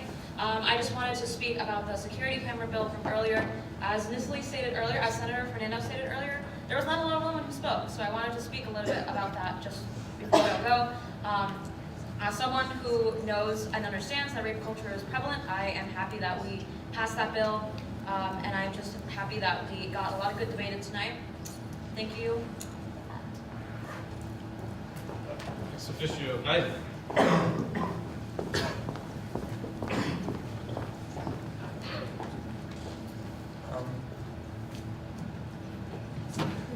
Hey everybody, just really quickly, I know we'll get out of here. One thing that I really wanted to note during the discussion of the previous bill, I want to congratulate everybody in this body, not only for the increased voter turnout, but all of your help on it. I know a number of people in here, and including the entire External Affairs Committee, took part in the Husky Vote Coalition. It was a joint effort, it was an impressive effort, and it led to a lot of democracy. So congratulations to everybody here. Thank you so much for the bill. It's, again, go democracy. I yield my time. Any other discussion? Any other discussion? We'll move into announcements. I'll make the first one because I'm the chair. All right, so I understand it got a little aggravated there towards the end, but I want to make sure that all of you, especially you new senators, I want to say that I understand you're all passionate, and I'm glad you all are. Honestly, this is one of the most passionate bodies that has ever existed in my short tenure here. I'm glad to see you all here, especially you new ones. I'm looking forward to talking to you, getting to know you, and I want you all to know that no matter what your ideas are and how you articulate them, they will always be supported here. All right? Everyone will have a chance to say how they feel on legislation. Otherwise, I want to make it clear that I'm glad to have everyone here.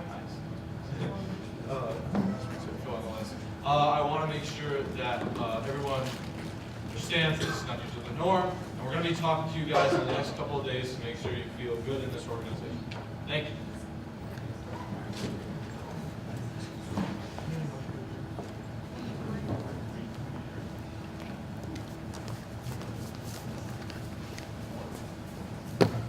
Last time for me, I promise. I just wanted to say I presented in Student Services regarding an initiative of Student Services to promote restorative justice and reform conduct issues, and seeing all of the support for the security camera bill that was passed. I just want to make it known to all the new members, as well as anyone out there who's watching this video, or anyone in general, that I am recruiting for a team to help me with this initiative to reform policies, specifically with sexual assault, with the general conduct issues,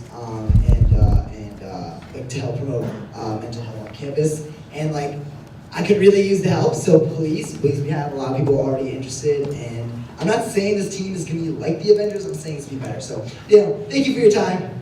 I yield.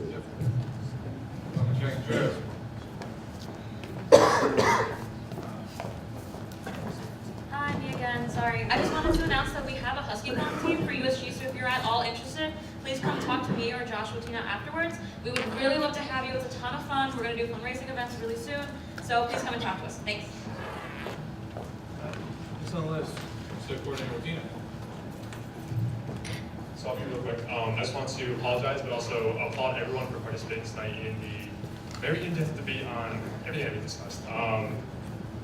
As for me, personally, that was one of the deepest we've ever gotten into the depths of parliamentary procedure, so that was a lot. But I want you all just to keep in mind that it's not always like that. Don't let it discourage you, because in the future, my intention actually tonight was to sort of defer some of the stuff back to committee, because normally there's two checks, either that goes to the committee or through caucus, and then if Senate, it's not as much debate to hash out, but I digress. But I thank you all for being here tonight, and you're really all passionate. Don't take anything that happened that tonight personally. We don't discuss character, we discuss content, so good job tonight, please. Senator Glass.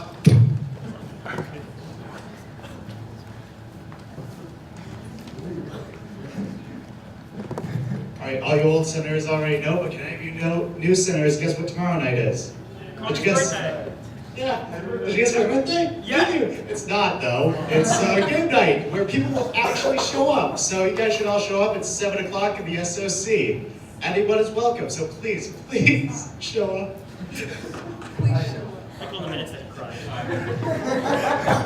You have a question? Yeah, is it lit? It's a little late. Motion is in order. There's a motion to adjourn. Is there a second? Second goes to Parliamentary Contreras. All those in favor of adjournment, please signify by saying aye. Aye. All those opposed? Any abstentions? In the opinion of the chair, the ayes have it, motion carries.